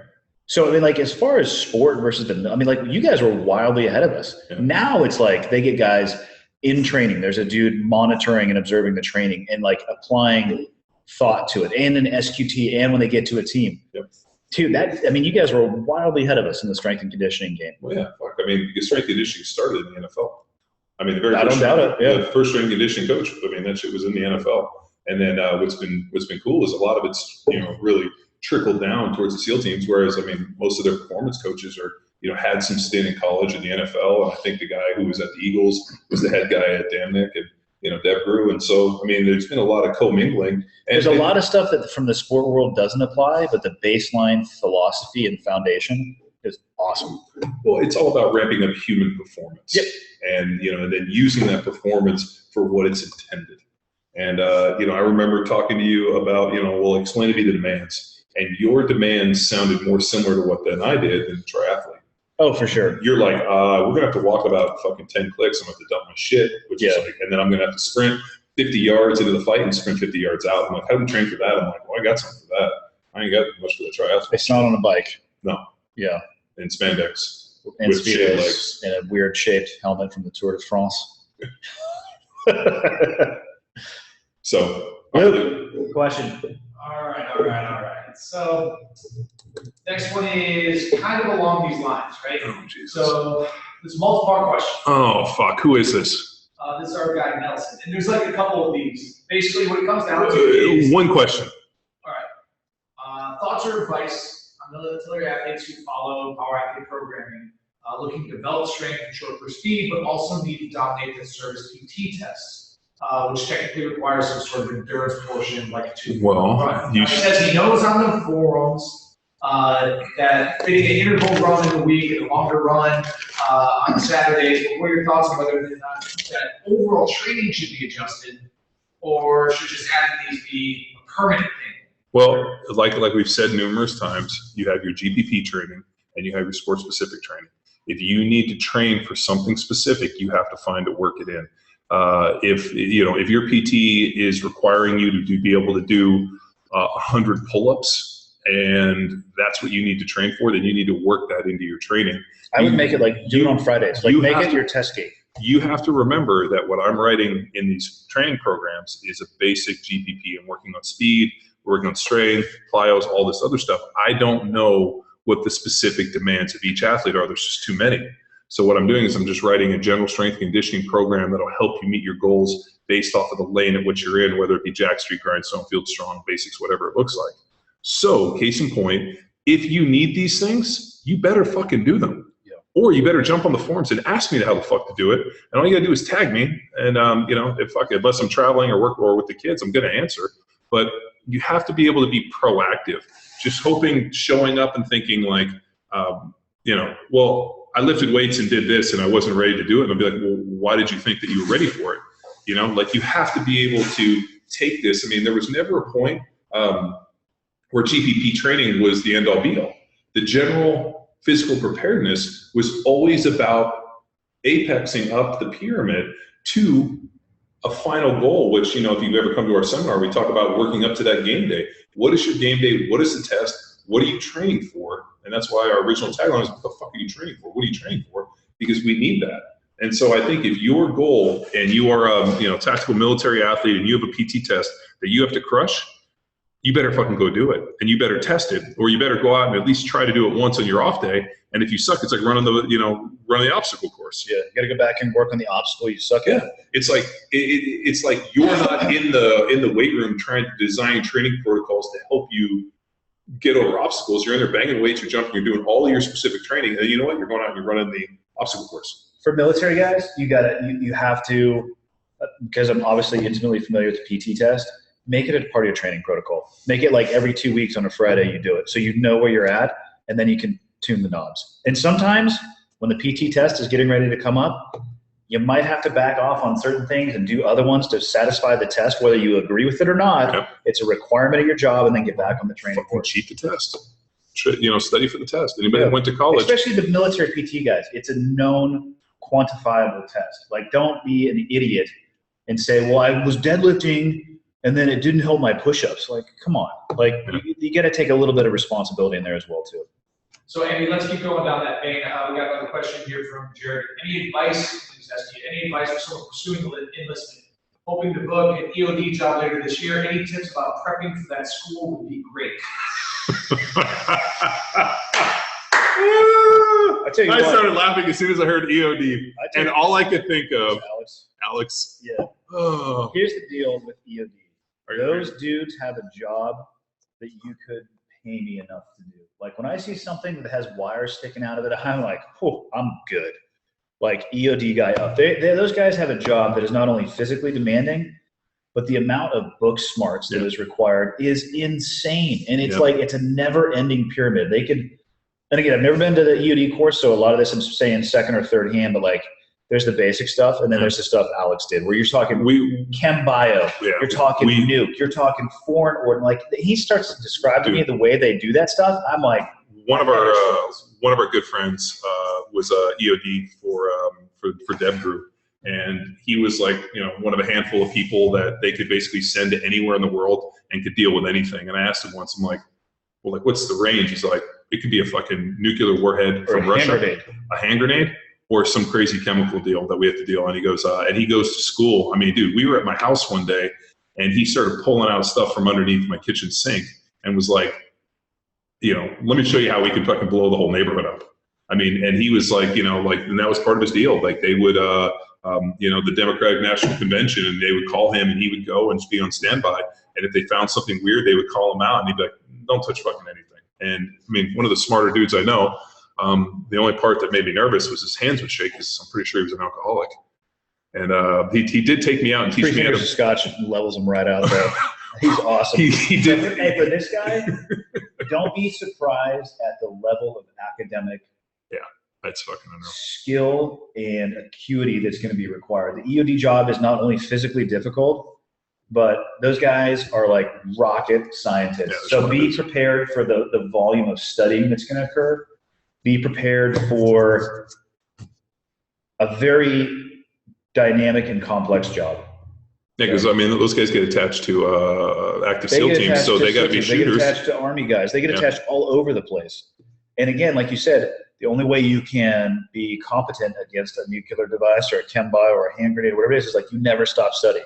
Their job is not necessarily as kinetic in the sense of pulling the trigger on a rifle or a gun, but goddamn, when you need those guys, you're like, get them in here. I would never walk up on an IED intentionally and try to disarm it. Like, those guys do a job that I don't have the vocabulary to describe the gratitude and respect I have for them. I mean, you couldn't pay me enough. That was pretty cool. Alex did take me out to the desert, and we actually went out there and blew up a bunch of ordnance, and he showed me how to pack C4, and I got to fucking clack him off. So that I always will thank him for the fact that I got to get up there and be like, big ass titties. It's a good life skill good. for you, John. I'm glad you experienced that. It was good. Yeah, I've experienced a lot of cool shit. All right, so how about this little guy? Is there This little guy? I want to worry about this little guy. If there was one event, competition, race, or test you could do, what would it be? Who's this towards? Who is this? Anonymous viewer. Who's this towards? Both of you guys. Any event. I'm kind of like running with the bulls. I'm kind of like in the hunting without Luke. That could be running. That's a bad event. Running with the bulls in Pamplona. Pamplona. I kind of would like to try to trek across the North Pole with that sled. So John, you're running with the bulls? You know what, Jared Allen actually took a red eye to Spain. This was right before training camp. Didn't tell anybody. Literally got off the plane, got his white pants and his sash and the whole deal, and like had a few drinks. Literally showed up, and like he's like everybody's having a great time, and then all of a sudden this bell rang and everybody got deathly quiet. And then as the sun came up, all of a sudden he looked and these bulls were running, and he's like, I ran a fucking 10 flat 100. I was fucking jumping over the and like his story was pretty epic because he all of a sudden saw this bull like knock a dude off and just ran. I got to think like running with the bulls is pretty epic. But if I could choose one adventure and take Andy and like our whole crew and do, it would be Oktoberfest at the Hofbrauhaus tent in Munich. That was This is doable. Yeah, especially because we have a cert there. I know. This is doable. Probably. So Luke went to teach a seminar during Oktoberfest, and so these guys went and had an epic adventure. And so Luke was talking about like, we got to go. So we booked a seminar. We got like 50 people, and I got to go. So we're on our way to the airport. We stop for gas. Luke takes his backpack out of the truck. And like, trying to rearrange stuff, we get in, we drive away, we're hauling ass. All of a sudden I look over my shoulder and I don't see his backpack. We loop it around. Somebody took his backpack. His passport was in like 30 seconds. In 30 seconds. So backpack gone, passport gone. Target of and we're driving to the airport to go to Germany. He doesn't have a passport. I'm like, fuck. So I drop him off. I call Tex and I'm like, Tex, what are you doing? He's like, nothing. I'm like, you want to go to Germany? He's like, I'm in. So Tex and I go to the seminar. When you're like, your flight's in 2 hours. Yeah, I called Kate. Yeah, I called Kate, and Tex is like, I'm in. And that's the great thing about Tex. He's just waiting on that call. And we went to Oktoberfest, and like we show up, and like imagine a tent that's easily 5 to 6 football fields, maybe 10 football fields you could fit inside. They're huge. Maybe that's too big. I mean, they're fucking massive. And there's bands and having a great time. And we go in, and there's these beers that are like this big. Steins. Oh, they're huge. And like we're over there like having drinks and having a great time. They're playing like terrible 80s music. And we just had an epic adventure and drank beer. And, what's the celebration of? Beer? Oktoberfest. Like, yeah. But I actually know almost nothing about it, but you of course hear it every time. Yeah, October so goes it was I had never been, and it was always one of my things to go. And if I had known, I mean, the problem is it was always during football season. Yeah. So I couldn't go. This was my first opportunity. But if I could plan one, like if we could, like, okay, so years ago, Rob Wolf got invited on this thing that was called a low carb cruise. Where that doesn't sound fun. I know, fucking sounds terrible. But all of these low carbers got together, and this guy planned like a low carb and vacation. Did what? Pinched each other's fat with calipers? No, they like it was basically like it was a cruise that they were all going to get on that like just didn't have lots of carbs. Where was the booze? Well, maybe they're all drinking, I don't know, tequila or something, right? There's no carbs in tequila. Yeah, there's no carbs in tequila. So Rob gets invited on this low carb cruise, and Rob was going to be like, their fucking master of ceremonies or like their king of the dead. He's their oracle. Yeah, he is the oracle. Not anymore. Well, yeah, he's got LASIK. And so Robbie, like they invite Robbie to go, and he ends up fucking not going because he's like, dude, I don't want to be stuck on a boat with these guys. They're fucking low carbers, might have bad gas. They're going to talk to me about food all the time. So Robbie doesn't go. And I always remember thinking, I'm like, man, like if we could plan a power athlete at like a travel adventure, it would be like we are going to go to Munich Oktoberfest on this date. This is our national, world, global power athlete. Well, this is the evolution of the symposium. You know this. Well, it is. I mean, we've had the symposium, which Andy was a special guest this year. But like that, to me, if we could pick one place in the universe for one weekend to have the meeting of the power athlete, like the clans coming together, would be in Munich, Oktoberfest. That would be, to me, mayhem, fucking cars burning, fighting, battling. That would be governments being overthrown. That would be, to me, like Valhalla, you know, when you show up and they're like, you know, I mean, dude, it was epic. Like we ate, we drank, we had such a blast. The problem is, you know, Tex is great, but he, you know, he gets a bunch of drinks in him, gets real quiet. I need somebody that's going to be just a firecracker. I got a guy. Yeah, I got a guy. But all right, so continuation of this guy's question, and then he's curious in both your expert opinions. What's next for the fitness industry? What are gyms going to look like? What's fitness going to look like? I have no idea. On what the next trend is going to be. The one thing I will say is a meteor hits the earth, right? And it splits into two things. This is a metaphor. No, it's not actually going to happen. No, this is real. Hits San Diego and hits Santa Cruz. So basically wipes CrossFit off the map, right? So there's no more CrossFit HQ. There's no more mothership. No more games, nothing. And all of a sudden, there's all these gyms, like 13,000, 12,000 gyms, whatever it is, looking around without any central mothership to plug into. What happens? Nothing. All that will happen is you will have a collection of independent gyms like this where people are showing up for community, they're banging weights, they're conditioning, they're competing, and they're having fun. And even if all of a sudden they passed a law and they outlawed CrossFit, and you couldn't have a gym like this anymore, you know what people would do?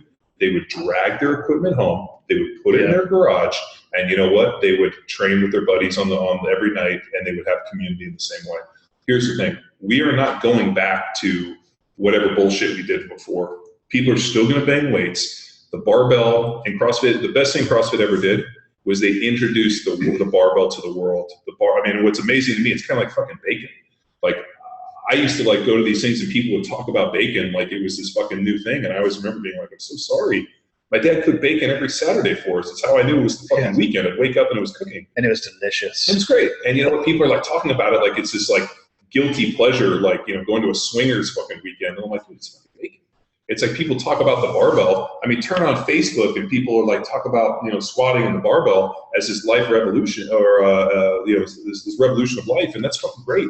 But I mean, dude, we've been banging weights and we've been doing this for years because not only is it fun, it's training, it's everything we want. So I don't see barbell training and lifting weights and conditioning and getting fucking sweaty. I don't think people are ever going to go back to whatever the fuck they did before. Now, are people going to evolve their training? Are people going to start hybriding shit where now you're doing, you know, CrossFit, Olympic lifting, bodybuilding, powerlifting, and they're doing kind of a mix of them all? They're doing MMA, they're doing everything. I mean, are people going to become I think they already are doing athletes? And that's already what they're doing. Yeah. And you know what? That's not fucking going away, like, at all. So I don't ever think that all of a sudden we're going to go back to like a fucking Zumba, I don't know, fucking Smith machine fucking workout. Like, people aren't going to do that. I mean, as long as the quarter squat gang is out there on Instagram, people are fucking shaking in their boots that they're going to get videoed in a fucking shitty squat. Like, to me, that is the best thing I've ever seen in this world. So I really don't see, I mean, the one thing though that I think we shit on unfairly was creating an aerobic base. And I'm guilty of this for years.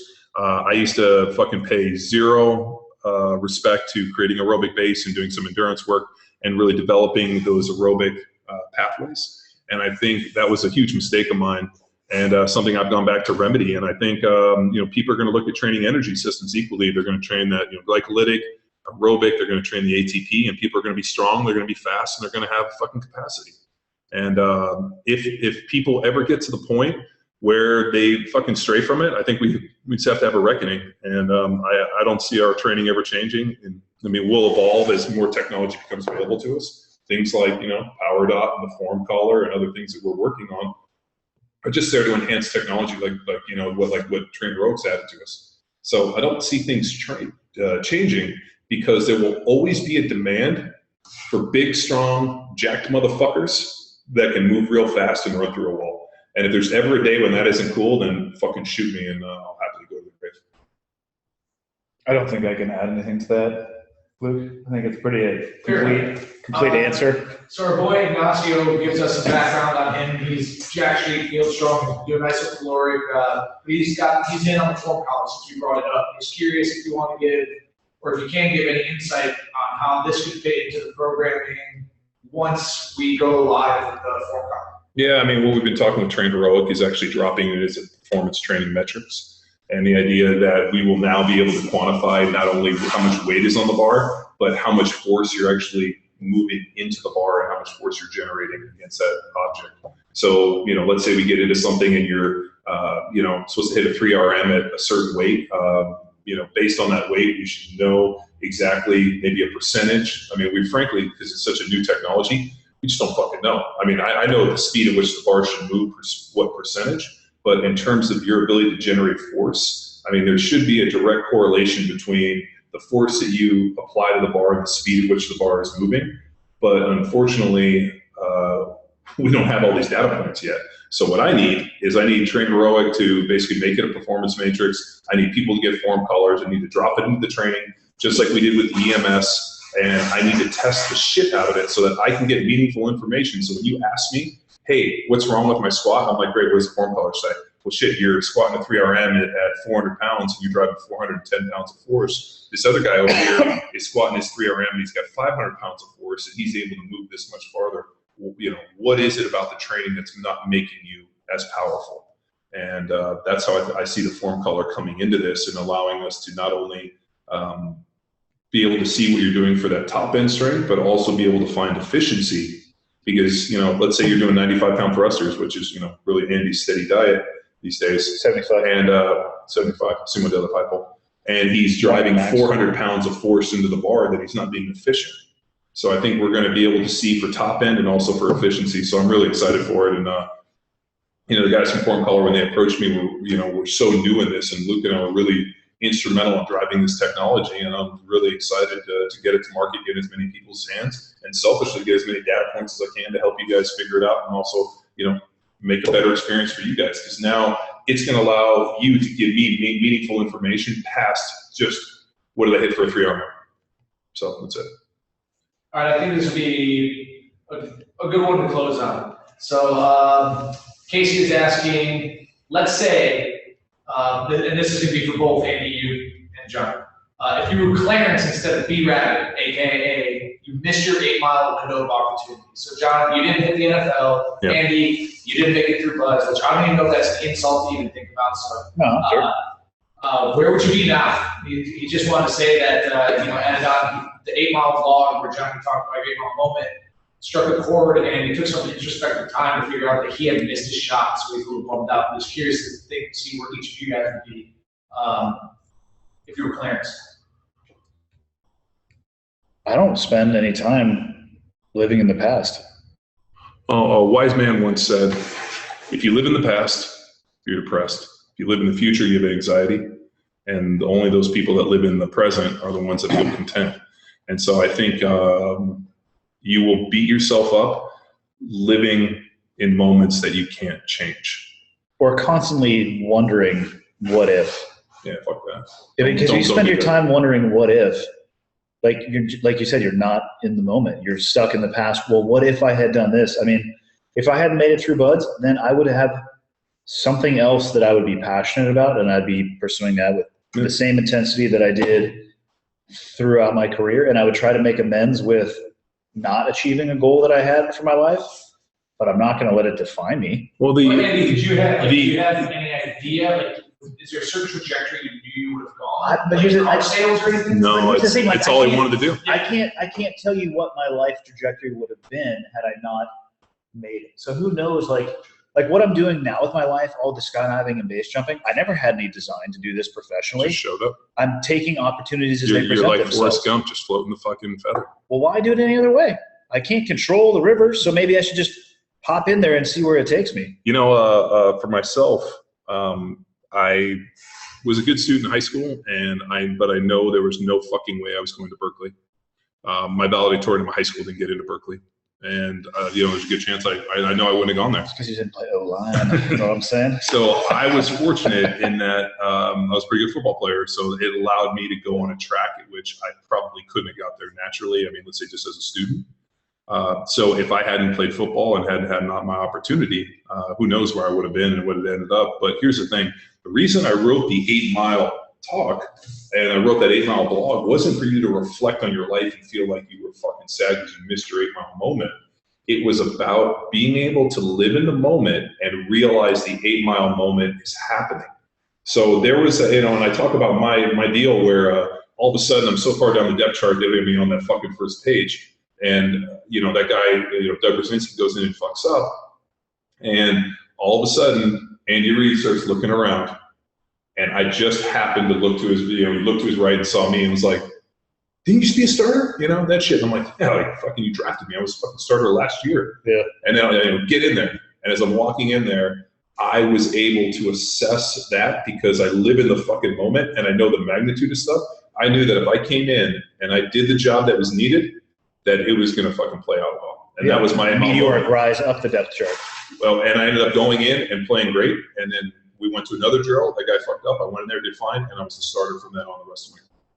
And that deal and what I wrote that blog about and what you have to take from it is not to sit back and reflect and be like, oh, I fucking missed my 8 Mile. It's about your 8 Mile is what's the next one. There is no 1 8 Mile. I just gave you my 1 8 Mile that was pivotal in my life.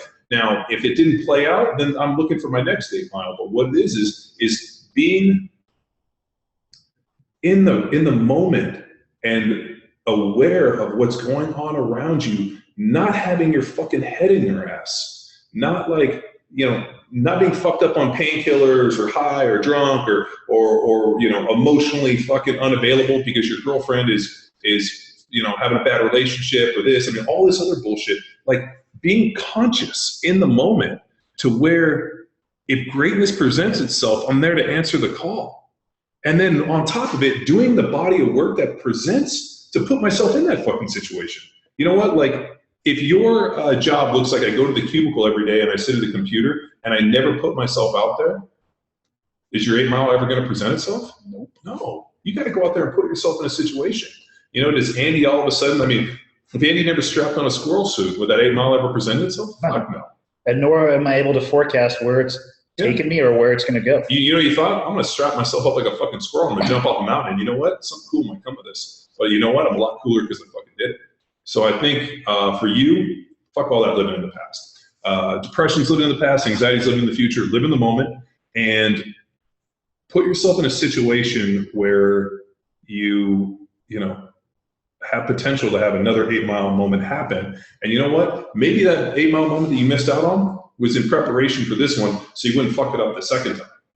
Like I always think of that one, like what if all of these things were just a series of trials and tribulations to kind of help you so that when you show up, you're globally aware or just conscious enough to be like, fuck, this is my moment. And you know what? And then I'm gonna go crush it out the box. I mean, dude, I met a guy who told me his 8 Mile moment was meeting his wife. And he read the blog and he was like, he told me we were at a seminar and he's like, man, all of a sudden I read your blog and I was like looking for my 8 Mile moment and I spotted this pretty girl. And you know what? I thought to myself, I'm like, I either have the opportunity to go talk to that girl and see what happens or walk away and always wonder what should happen. And the guy went and talked to the girl and ended up marrying her. And he's like, my wife was that 8 Mile moment. And I was like, fuck yeah, that's a great 8 Mile moment. I hope everything works out and you live for, married for 50 years and have a bunch of kids and a wonderful relationship. If you get divorced in a year, don't call me. I'm sorry. But because it wasn't your 8 Mile moment. It wasn't your 8 Mile moment. And you know what? Like that's what it was. Like in that moment when literally I saw Andy Reid look over and he couldn't turn his chin that much because he had too many double chins. But he looked over and he saw me. And like I looked and I was like, I knew exactly what he was fucking gonna do. And as I strode into the line, I knew this was my chance. And like I think you as an individual have to see those chances. When you do them, you fucking crack the bones, suck the marrow out, and fucking win. But you'll never see the chance if you're not in the moment. Yeah. Or you don't put yourself out there. And grind it. Like what happens if I sprained my ankle? What happens if it was too hot and I got heat exhaustion? Or what if I was in the back? So I always think about this one. What if I was in the back, hanging out in the back, dicking around, getting water, and he didn't see me? I mean, he looked around and saw me and was like, hey, didn't you used to start for us? That was a year ago. I was like, Jesus. Yes, coach, 4 months ago. Yeah, they forget you fast. The NFL's got a short fucking memory. They got bad amnesia. But you know what? Standing up, being present, being part of it, not in the back kicking a can and being, I'm so sorry. But you know what? Fuck it. I'm here to do a job, and I'm going to do the best job I can and putting yourself out there. And then being ready. How many people have the 8 Mile present themselves and aren't ready? Like, fuck, like that's the thing. Or aren't looking. Yeah. Because their head is directly up their ass. Yeah. So that's it. That's all I got. Well, I think we've got a few other questions. It's just kind of like, well, that doesn't fit the flow, but I mean, You can't say that's the last question and then ask us another question. Do you have any closing? No, Good test run. You know what? This was great. The only thing that we're missing back here is like a TV or a whiteboard. Monkeys. Well, because if there was a whiteboard and Andy and I could go back here and diagram shit, we'd probably be here for 2 weeks. But, in terms of basically going and finding this amazing table, which Luke and I found, and getting to sit here and hang out with one of my favorite people in the world, Andy Stumpf, and get to talk to you guys and, let you guys see a little slice of who I am and Andy, and invite you into in our world. And the only sad part is you don't get to see our fairly aggressive text messages that we shoot back and forth. We can screen grab. Oh boy. But really, like I talked about earlier, which seemed like 10 minutes ago, but it's been a couple hours. Really, Talk To Me Johnnie Live, and really this first one with Andy was about trying to take a little bit of what I do at the seminar and what Andy's done over our time, and just be able to give it to you guys and really get to see who you are and get some organic information and answer some questions and let you see about who we are. And I'm pretty excited, and hopefully there'll be a few more of these in the future. And we'd love to get Andy back. I mean, who knows? We might make him a permanent fixture on this thing. He's got a good flow, and obviously he's done some shit in his life. Be careful. So don't ask. But thank you very much for tuning in. This will definitely be on YouTube, and until next time.